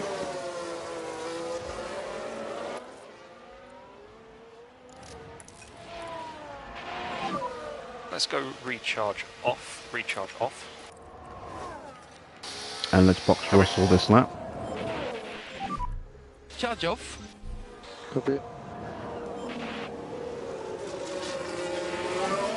Box this lap, please. Box this lap. Yes, box.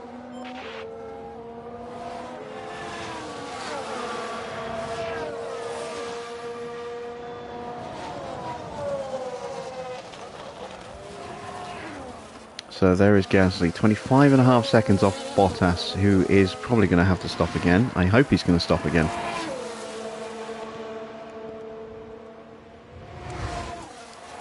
Those who have boxed onto mediums, we're on softs. We are going to look after them again, just for the little bit at the beginning of the stint.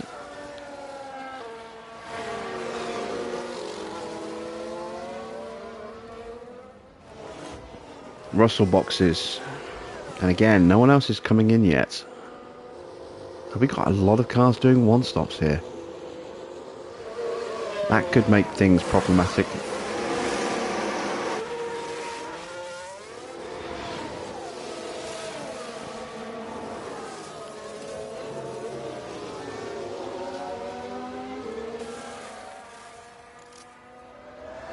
Ah, you've heard plenty of a shade at me as well there, Farrah.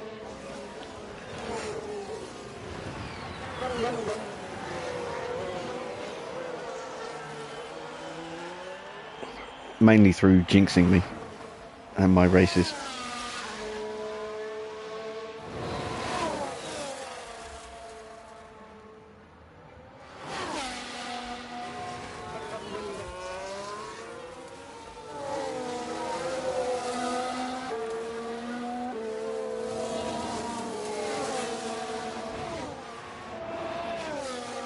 Alright, we need to clear Magnussen and Ocon quickly, if we can.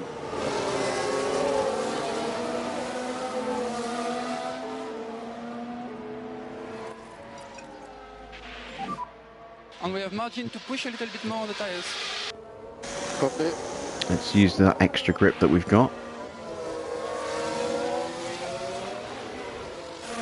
Trying to get an undercut here. Assuming that there will be other stops. Very good lap.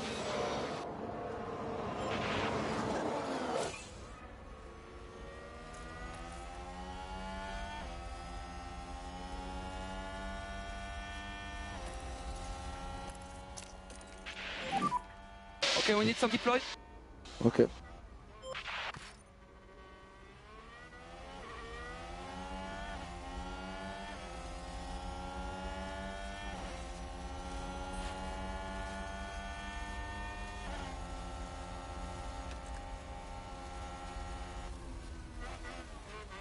I was hoping he'd cut to the inside.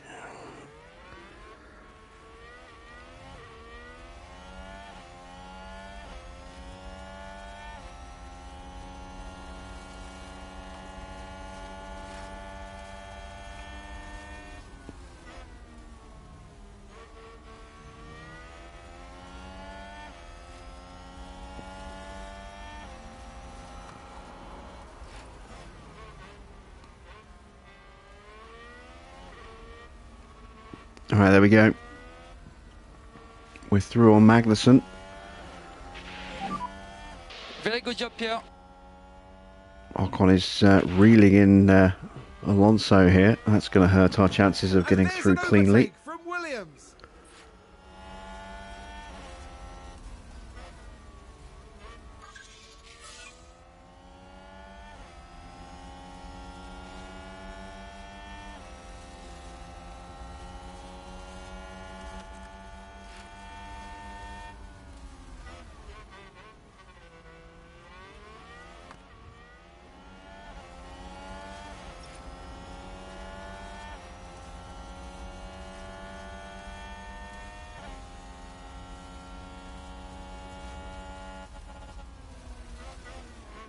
Alright, I've got the Inside line for the exit. Oh, that's a poor line there, but we've got the move done on Ocon. Can we get the move done on both of the Alfa Romeos here? Good job. Nope.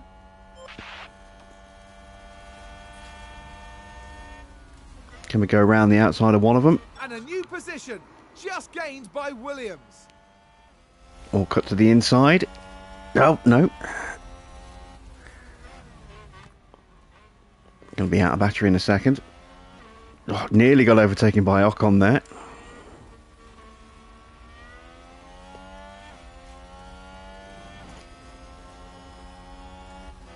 Oh, come on. Okay, keep it clean. Focus on the pace. Need to drop the pace. Copy. Okay, charge on. Copy.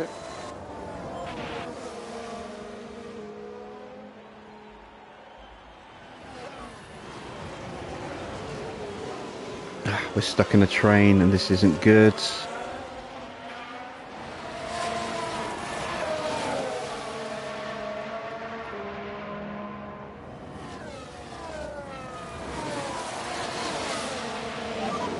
Did a good job with everything so far.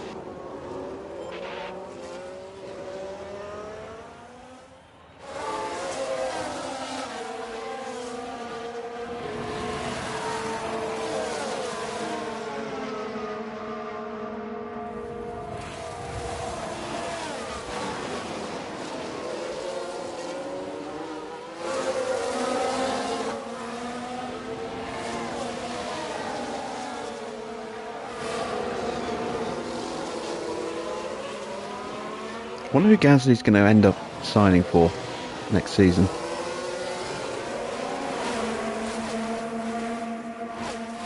Given that we're going to drop him for Behrman. I am going to load the first day of season 4 just so we can see the driver moves and any staff moves as well. I am genuinely curious as to where Gasly's going to go. Oh, we've got a spin. Is it Yuki? It's a spin! It's Norris. I knew it was a McLaren, I just didn't know which one.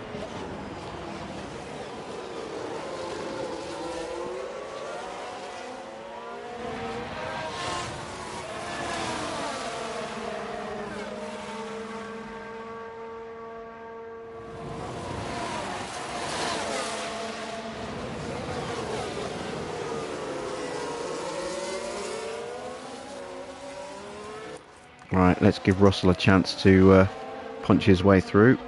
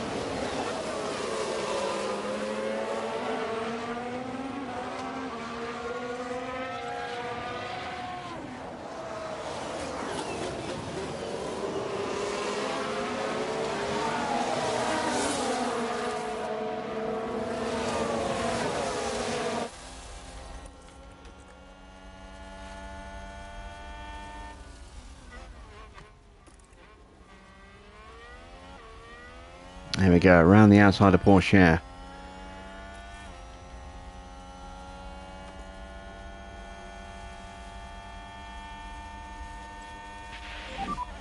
Nice work. And that's past Ocon. Alonso next. We are now 13 seconds off Sainz. Got the DRS open, battery unleashed, and we are through. Russell made that look so much easier than it was for Gasly. Okay, good job. Guess that's why he's the world champion now. And a new position, just gained by Williams.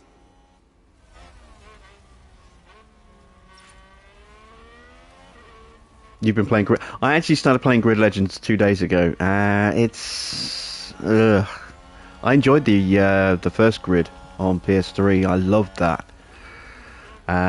This Grid, not so much. I mean, it's okay, but it's not what the original was. The original Tucker on PlayStation 1 was fantastic as well. I loved that game. Racing around Thruxton and Snetterton and all those great classic British circuits.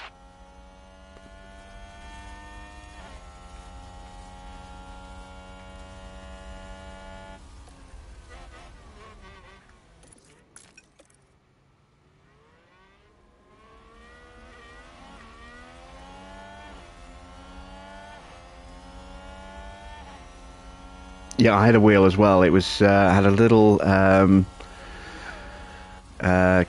lever gear stick. Okay, that's good, very good. Next to the side of it. You know, you just clicked it up or down to change gears, and it was such an amazing game with that wheel and pedal set I had. Absolutely adored racing on the wheel with that.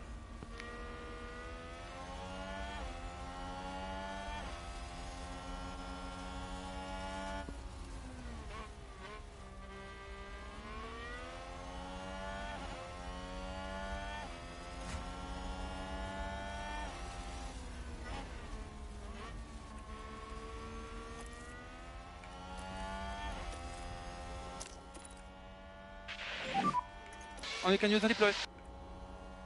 Yeah.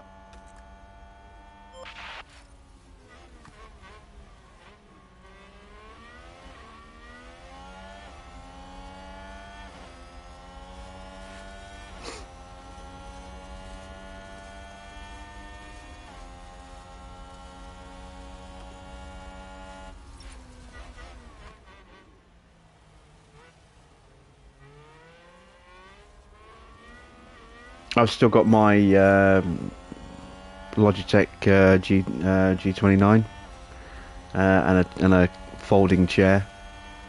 It's just got a lot of dust on it because it hasn't been used in a very long time. I don't have space for it anymore, unfortunately. Not without a serious reorganisation.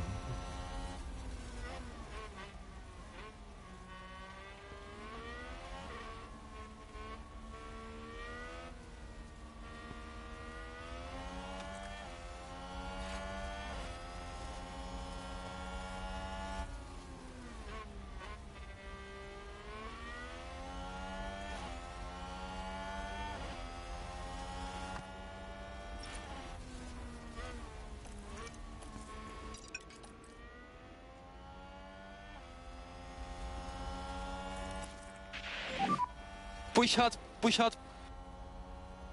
Okay.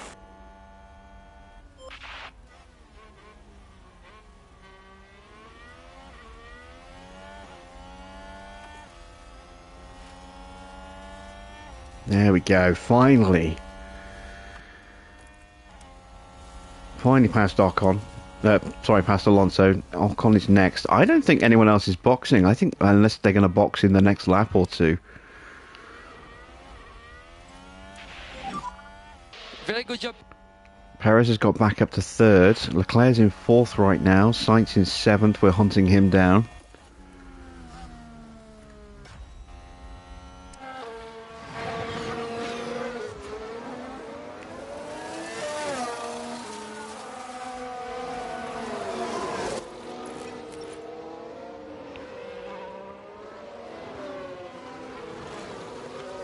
Well, we're certainly not going to get our 1-2. I don't think we're going to get on the podium at this rate. Going the way we did with the tyres just wasn't the right move. But it made it for an interesting race, and it's really allowing Red Bull and Ferrari to go at it in that fight for second. This will be only the third race of the season that we haven't won, assuming it stays like this.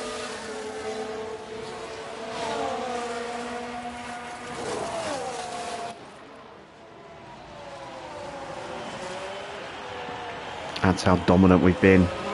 And say since round 14, we've been starting at the back of the grid for every single race. If we'd even tried to qualify, you know, we'd have won every single race this season. You know, every one of these remaining races. Oh, hang on. Yellow flag. It's just a run wide. I thought for a second we might have a last gasp safety car. That would have made things interesting. Right, let's have a look at the constructors' fight with Red Bull first and third and Ferrari in fourth and seventh. What does it do to the points? Red Bull are going to win the constructors' battle against Ferrari at the moment by 12 points. That gap keeps fluctuating as the race keeps progressing. If Bottas gets back in front of Verstappen and Leclerc can get in front of Perez, it could be a very different story.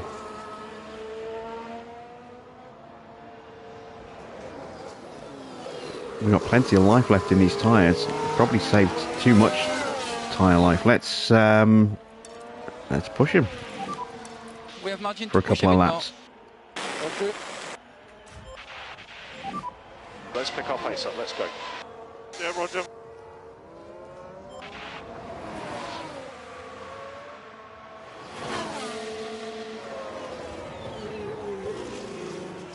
Oh, Schumacher's boxing. Does that mean we're going to see anyone else box? Is Bottas going to box with just a couple of laps to go, like he did last night in Brazil with the rain? He's at 32%. Verstappen might box as well, and Albon, Zhou, Sainz, Leclerc, they're all potentially at risk of boxing here. All of a sudden, we could be getting both our cars on the podium. We are... How far behind Perez are we? We're 5 seconds behind Perez. If all of a sudden the track opens up in front of us, we could still maybe get the win. 4 laps remaining. It's going to be incredibly tight.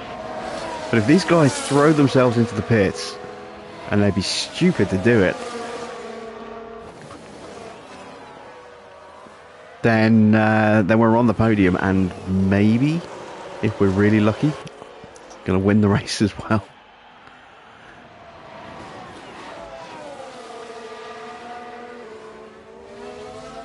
Let's send Russell on the hunt as he gets alongside Sainz.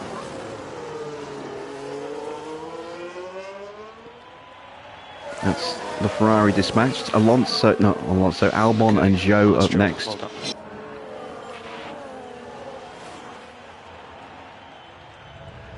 Is F1 dropping to 2 days a week? No, it's going to stay 3 days a week, maybe 4. Okay, good job. I'm going to stream City Skylines at least once a week. I might do twice, I'm not sure.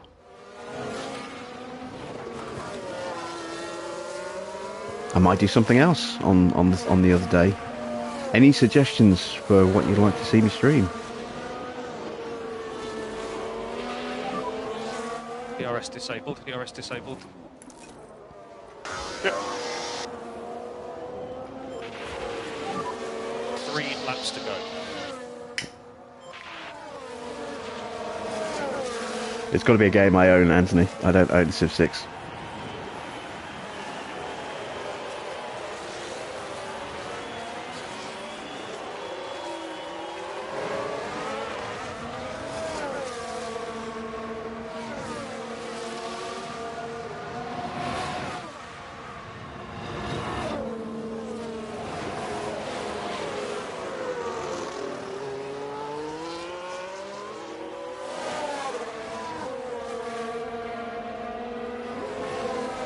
Oh god, no, I'm done with GTA 5.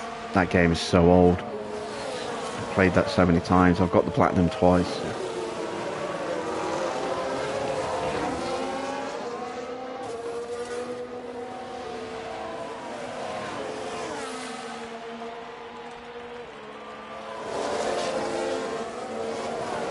I did buy Football Manager and I barely played it. struggling to get into it.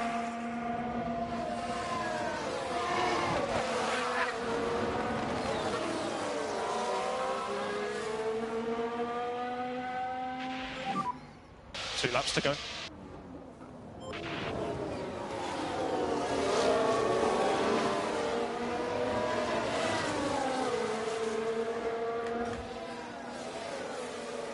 Gasly is past... No, he's not past Sainz.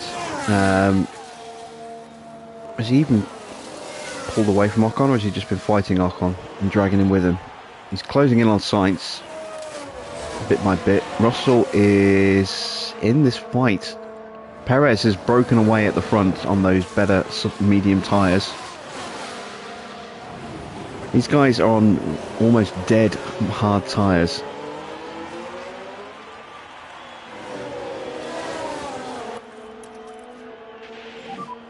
No lift and coast required from our side at the moment. Copy.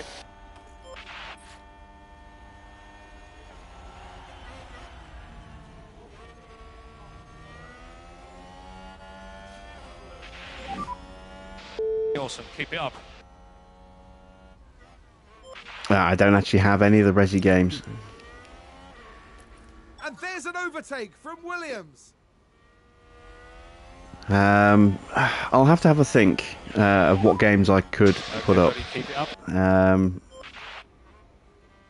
Plague Tale Innocence, yeah, I could actually do the playthrough of that I've been talking about Last earlier lap, today. Last lap. And we keep an eye on the tire temperatures. We will keep an eye on tire temperatures. Yeah, copy.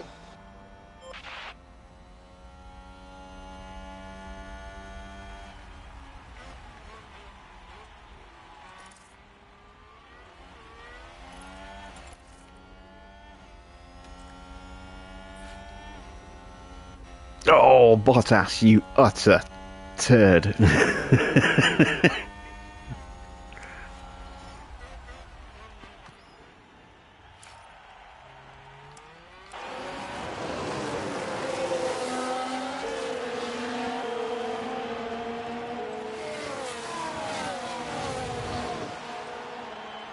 And a new position just gained by Williams. Alright, so we're not going to get Perez. He is going to win this Grand Prix. And that's probably going to give Red Bull second place in the Constructors. But we are going to get him on the podium, Russell on the podium. We just took too long in the end to try and fight our way through. Okay, we need some deploy. Copy.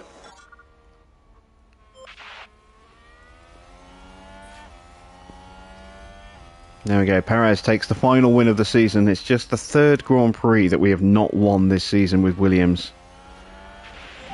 And had we qualified, we would have won that race. Had we not taken such an unusual strategy, we would have won that race. Normal in-lap procedures, please, and normal switch-off procedures as well.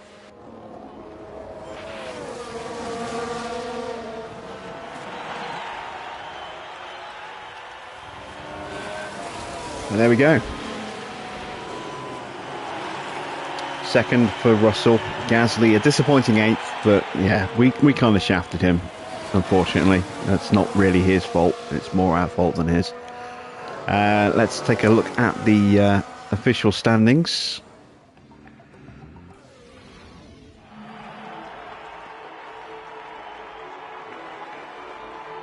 And here today, George Russell making British motorsport proud.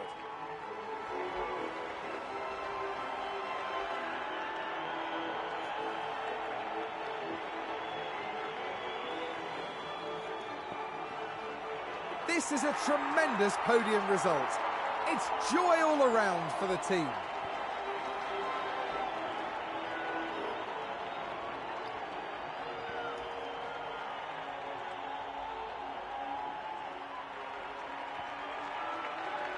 Mr. No Neck Bottas gets himself on the podium. Who proudly takes his place on the podium.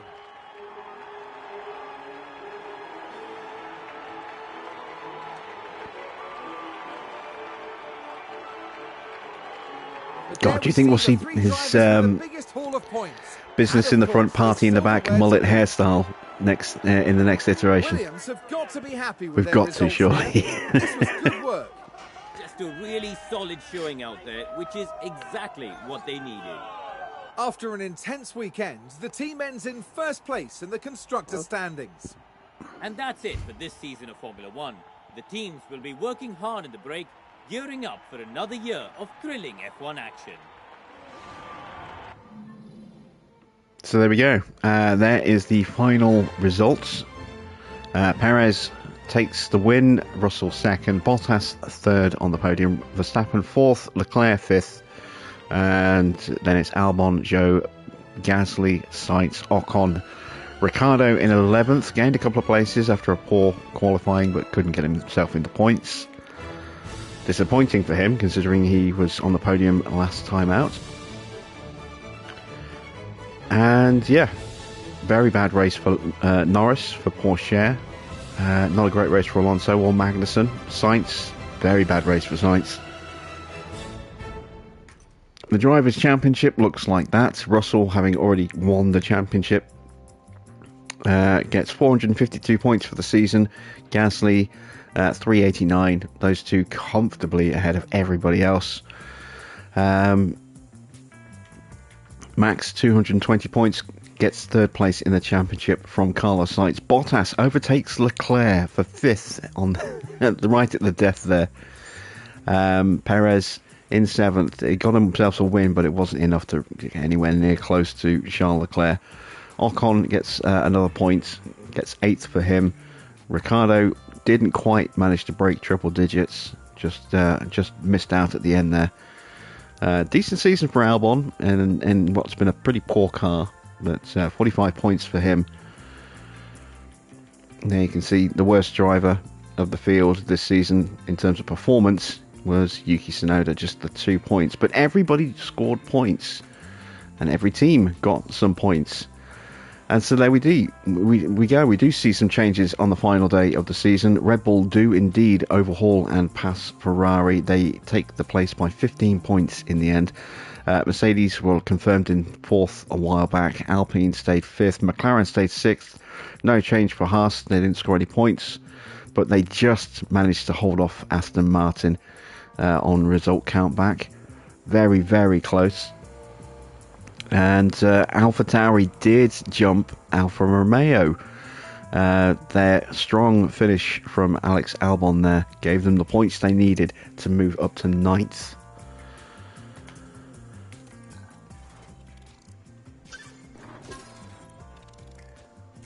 A disappointing end to Pierre Gasly's Williams career. Russell has had an amazing season, got an impressive drive. Gasly, only a good drive, just struggled to get the overtakes done, and there was no real reason for it. Just wasn't feeling it, I guess, by the look of it. We achieved all of our sponsor goals. That's another 5.2 mil in the bank. And now we're going to run through to day one of next season, just so we can see driver moves, etc. We will boost cornering for George. And we will also give Gasly a cornering boost as well. Wherever he goes next season, he's going to be a driver to watch out for if he gets in a good car. I don't know who's out of contract. Who is out of contract at the end of the season? Obviously, Lewis is going to be available to sign for a team. Leclerc is out of contract at Ferrari. Could we see Gasly go to Ferrari? I think we might. Leclerc is out of contract. Sainz is out of contract. Perez is out of contract at Red Bull. We could see Gasly go back to Red Bull. Wow, that would be something. Ocon is out of contract, so he could end up at Alpine after all.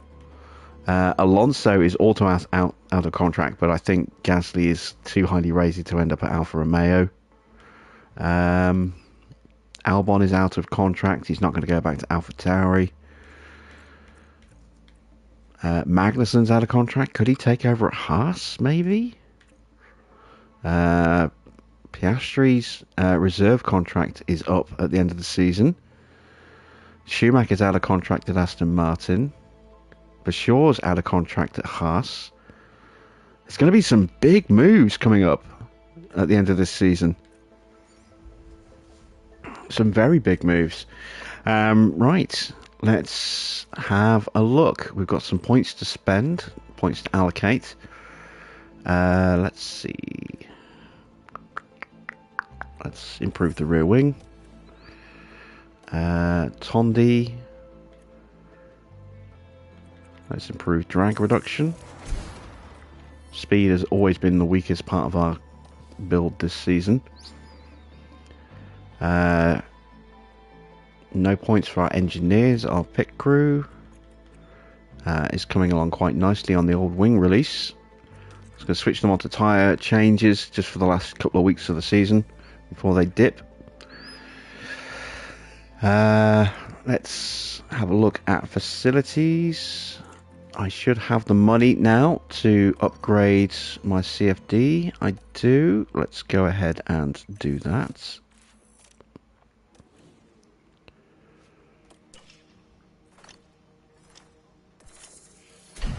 Memorabilia room is refurbed.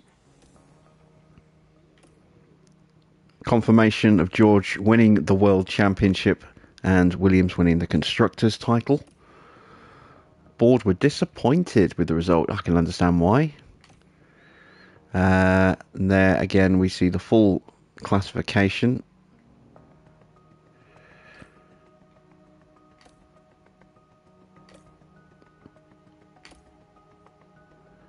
Russell thanks us for helping him take the Drivers' Championship, as he should. The reminder about the board review coming up in a few days. Our front wing research project is done, so have we got time to squeeze one more upgrade on the car for next season, or one more research project for next season? I don't think I've got time for a front wing, but we'll have a look. Got no hours left. Let's see. Okay, I've got a little bit of wiggle room here. It's not much. That's it. That's my wiggle room. I will improve the brake cooling.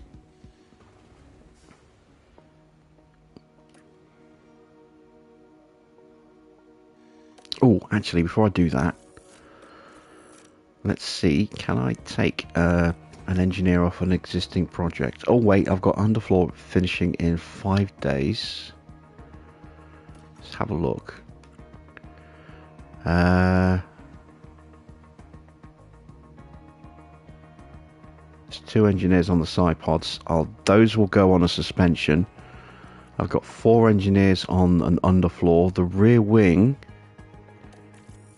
no, don't cancel. Don't cancel. Gee, that could have been really bad. I can't take an engineer off that yet. Okay. Yeah, we'll just go with what we can do. So, research, front wing, 5 engineers. Improve the brake cooling that much. Confirm.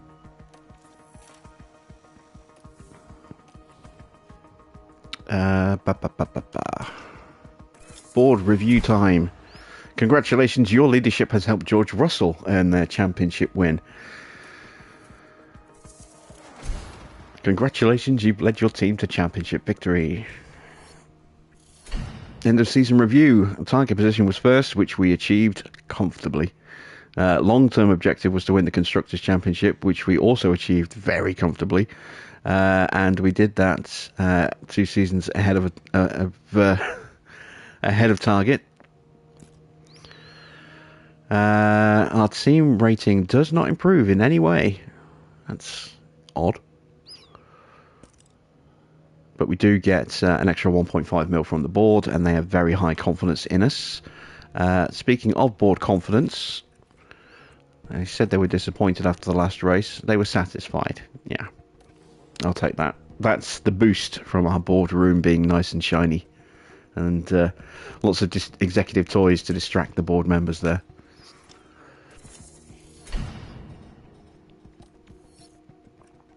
Right, so we've got another project finished. There goes the pit crew devolving. That's big drops. Regulation changes for next season. The cost cap will go back up. Minor technical changes sees the chassis and side pods getting impacted. Everything else stays the same. Got some scouting results on Freddie Vesti, who's out of contract in a month. Nick De Vries has got another year left on his contract at AlphaTauri.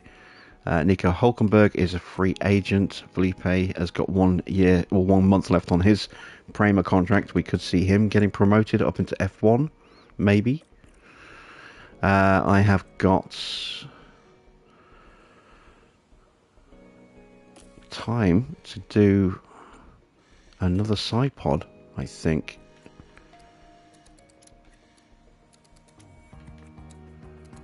Really work on improving the engine cooling. I've only got 2 engineers, so I can't do it with this one. This is going to be my suspension project, which again will work on the cooling for the brakes. I'm just going to put 1 engineer on that. And before I do that, let me see if I can improve.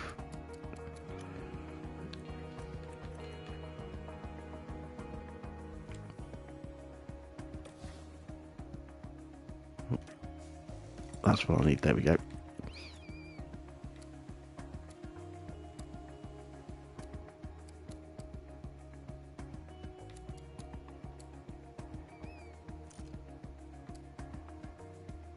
I'm going to improve the airflow at the front as well. And that will take that to the 31st. There we go. 1 engineer.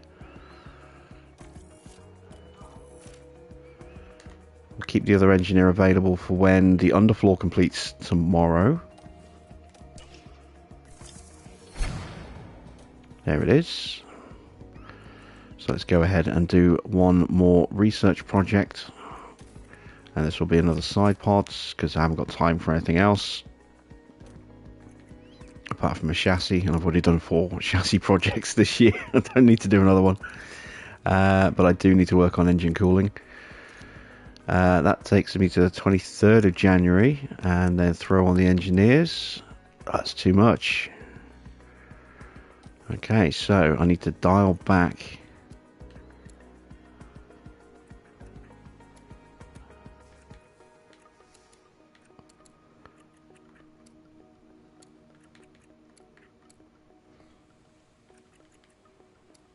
There we go.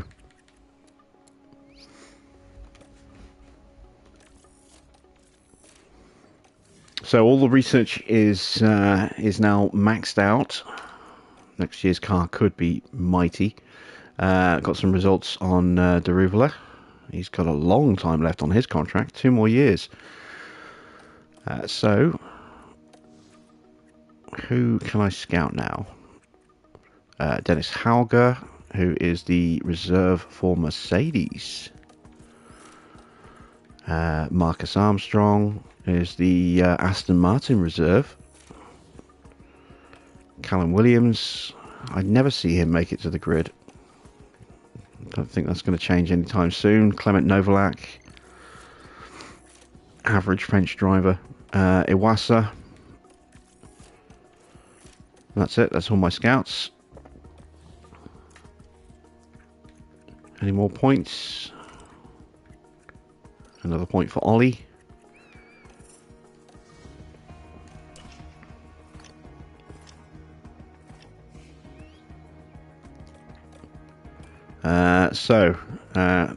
You can see everyone is secured for next season.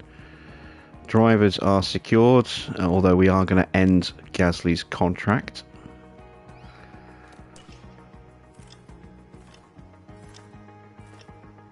On the final day of the season, or the final day of the year.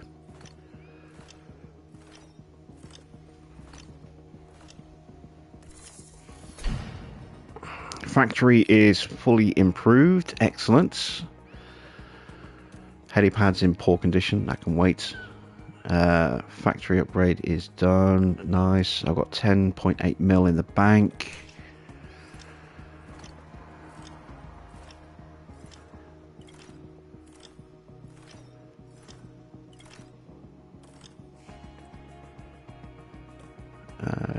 There's my scouting on Iwasa. He's free agents, as is Novalak and Callan.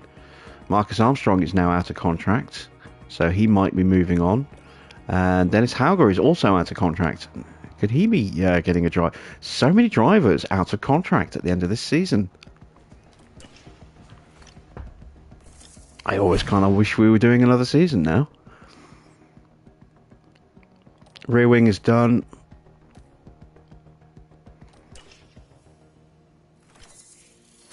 That's the front wing. The suspension. And the side pods. There we go. So let me save this.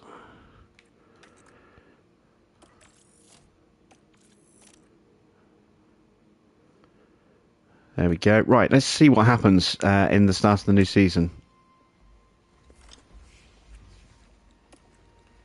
I'm just going to skip through this. Yeah, just keep going. Skip through. I want to see the markets. So, here we go. Oh, I forgot to change Gasly, didn't I? Damn it. This is why. This is why we save things, boys and girls. Just rewind that day. Because we've got to get rid of Pierre. We've got to knock him out of contract. I want to see if Hamilton gets to drive for someone like Red Bull or Ferrari. So where is Ollie? There he is. Right, so Ollie is going to get promoted to Car 2 on a 4-season deal. Evening, Ruben.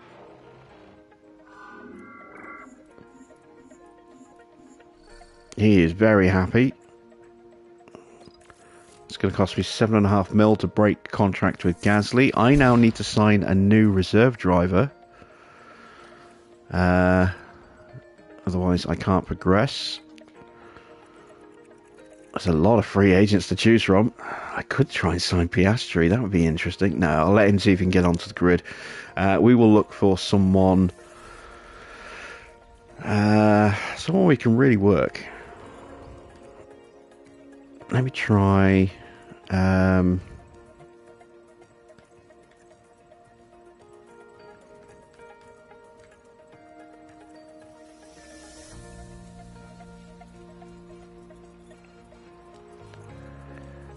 I'd lower the tone at the end of the season. How am I lowering the tone at the end of the season?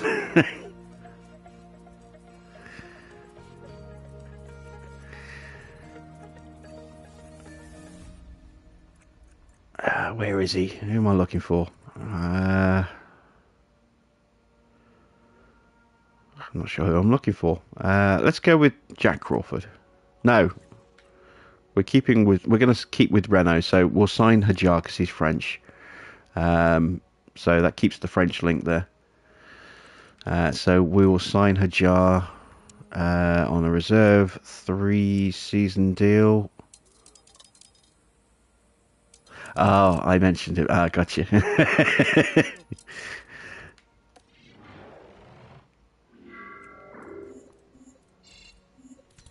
Oh, he wants more than 300,000, does he? Okay.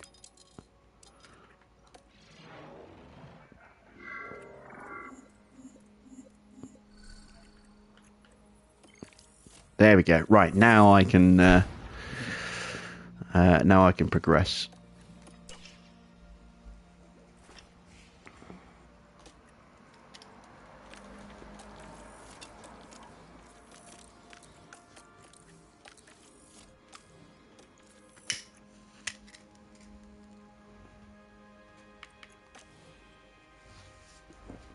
It said vacant, but we've signed Behrman. There he is. So let's check the inbox. So, this is what our car looks like compared to last year. Lost some speed. Lost quite a bit of speed there. Lost a bit of acceleration. We've really gone heavy on downforce, so we're going to have to work hard to get a lot of drag off the car. Lost a bit of DRS as well. But gained a lot of performance everywhere else. Look at our brake cooling and our engine cooling. They've gone up very nicely indeed. And we've still got a full pre-season to get through to further develop the car. That is encouraging to see. Reminder that the rule regulation changes are in effect, we know. Here is the important thing, is Hamilton back on the grid. Well, Perez has stayed at Red Bull, we can see that. Doohan is the Red Bull reserve driver. We've got Hajar. Ferrari have Charles. Mercedes have still got Bottas.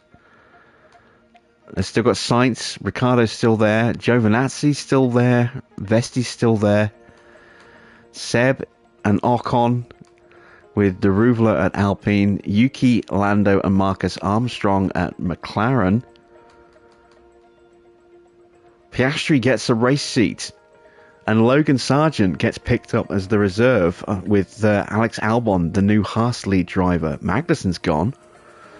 Zhou and Schumacher stay at Aston Martin. Zay Maloney is the reserve. Oops. AlphaTauri have Magnussen and Stroll and Nick De Vries. Gasly's gone to Alfa Romeo. Oh no, poor Gasly. He's teaming up with Porsche again. But in the worst car of the season. Of last season. And Dennis Hauger has become the new Alfa Romeo reserve. Interesting. So Hamilton might have retired. Got to imagine he's retired if that's the case there. And if he hasn't jumped on. Let's go look at drivers.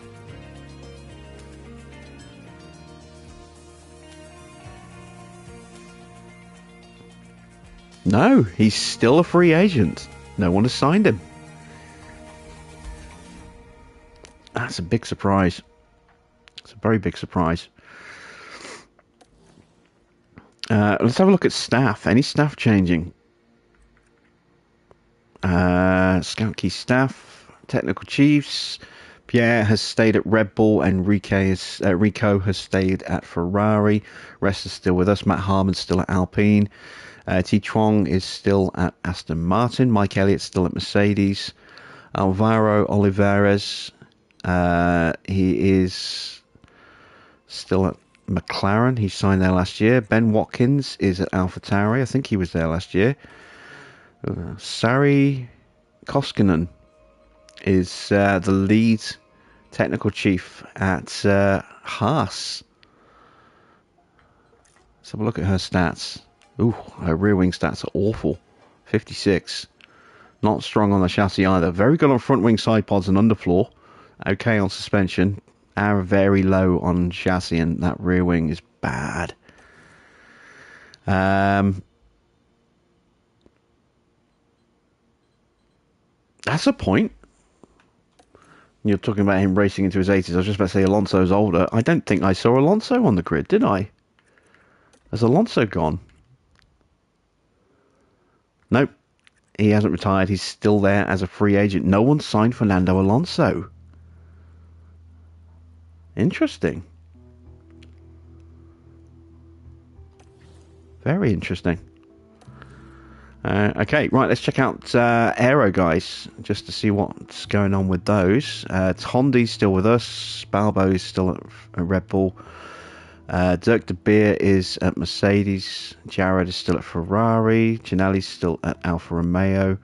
Dickon Baumforth is at McLaren. That's a good signing for McLaren. Aaron Melvin has gone to Alpine. Mitchell Kuma is at Haas, formerly of McLaren. Juno Seba is at Aston Martin. And Salim is at AlphaTauri. Is that all the teams? It is. Interesting stuff. Right. That is a very interesting grid lineup there. I'm surprised no one picked up Hamilton. I'm very surprised no one picked up Alonso. You know, with all those drivers out of contract, they did not get signed. Very, very surprised by that. Right, so for Anthony, I did say I would load up my McLaren file so you can have a look at it.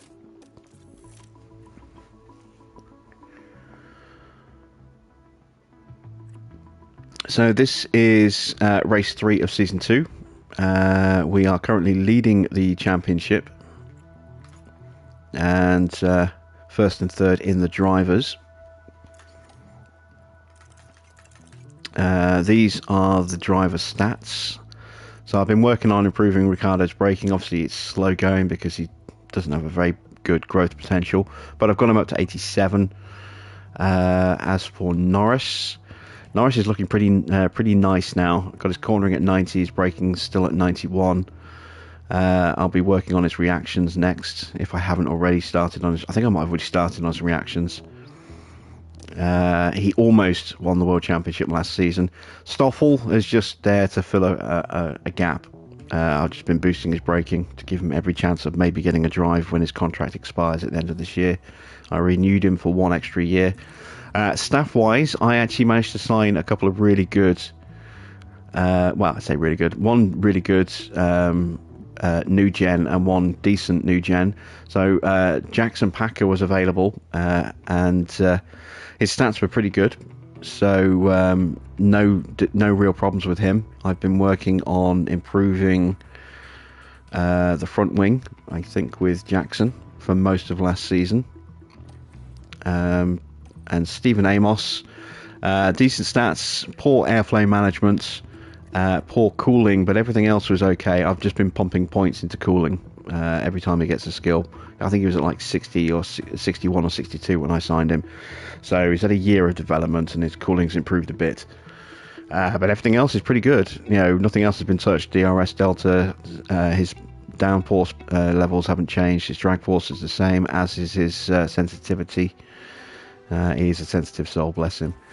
I signed Hugh Bird and Josh as my 2 engineers, and Hugh is assigned to Ricciardo, Josh assigned to Norris. The plan is to sign Hamilton at the end of this season when his contract expires at Mercedes, bring him back to McLaren. I have signed with Honda for this season. Let's show you the results from last year. So historic races, previous race results. You can see Charles Leclerc won the race last season. This is this season. We came 2nd and 4th. Jeddah, which I've just finished. I won that this year. Max won it last season.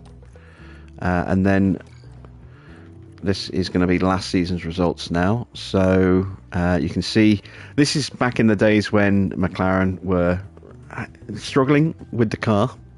We finished 11th and 12th. And then things started to improve. We got a little bit lucky, I think, with weather for this one. But we came 2nd and 3rd, got both drivers on the podium. We had a new underfloor for that one as well, because I rushed an underfloor. And then Miami... I got 3rd and 10th. Barcelona, 5th and 9th. Monaco, 2nd and 6th. Baku was 5th and 6th. After Baku was Montreal, 3rd and 4th. The car was getting better and better. Silverstone was a win for Lando and a 3rd place for Daniel Ricciardo. Austria, 3rd and 6th. At Paul Ricard's 6th and 7th. The win at Silverstone was a little bit fortunate. I think, again, we were able to take advantage of weather. Hungary, 4th and 8th. The car had decent pace, but it wasn't, race winning pace at that point. And then I got a win with a big upgrade package at Spa. And again, taking advantage of wet weather to get a win and 4th place. A 1-2 at Zandvoort. Monza. There was another 1-2. Singapore, also a 1-2. Suzuka, 1st and 4th. Kota was 3rd and 4th behind the Ferraris. The Ferraris had a big update and fresh engines for that race. Mexico, 2nd and 3rd. And then after Mexico was Brazil, 4th and 8th. A bad race for Norris, and that pretty much killed my chances of Norris winning the driver's title.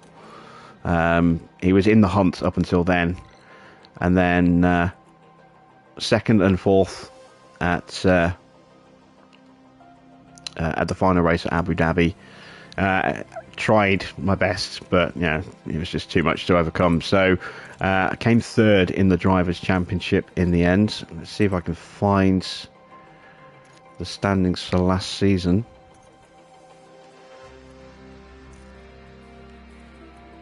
Don't know if it ever actually shows you.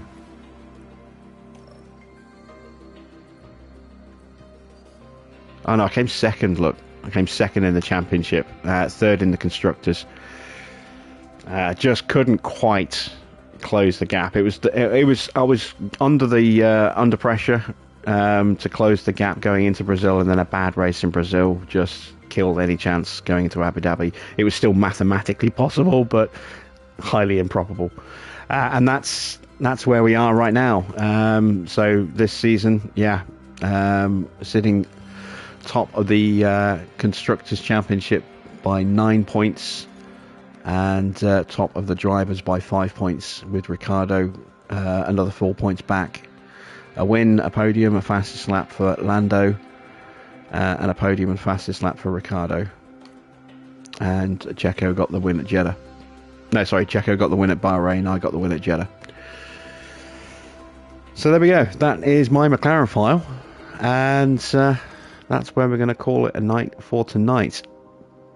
So we have finished with Williams. We will not be reviving or returning for a season 4, but tomorrow I will be starting early, don't forget, 8 PM UK time, as we start season 3 of challenge mode with brand new rules, which I will go through with you at the start of the stream. I will also have them in the video description, so if you missed the very beginning, you can always have a look at the video description while the video is playing, and that will list the rule changes that we'll be adhering to. So until then, that's it from me. Thanks for watching. I am Jim Bob, and I'll be back with some more F1 Manager very soon.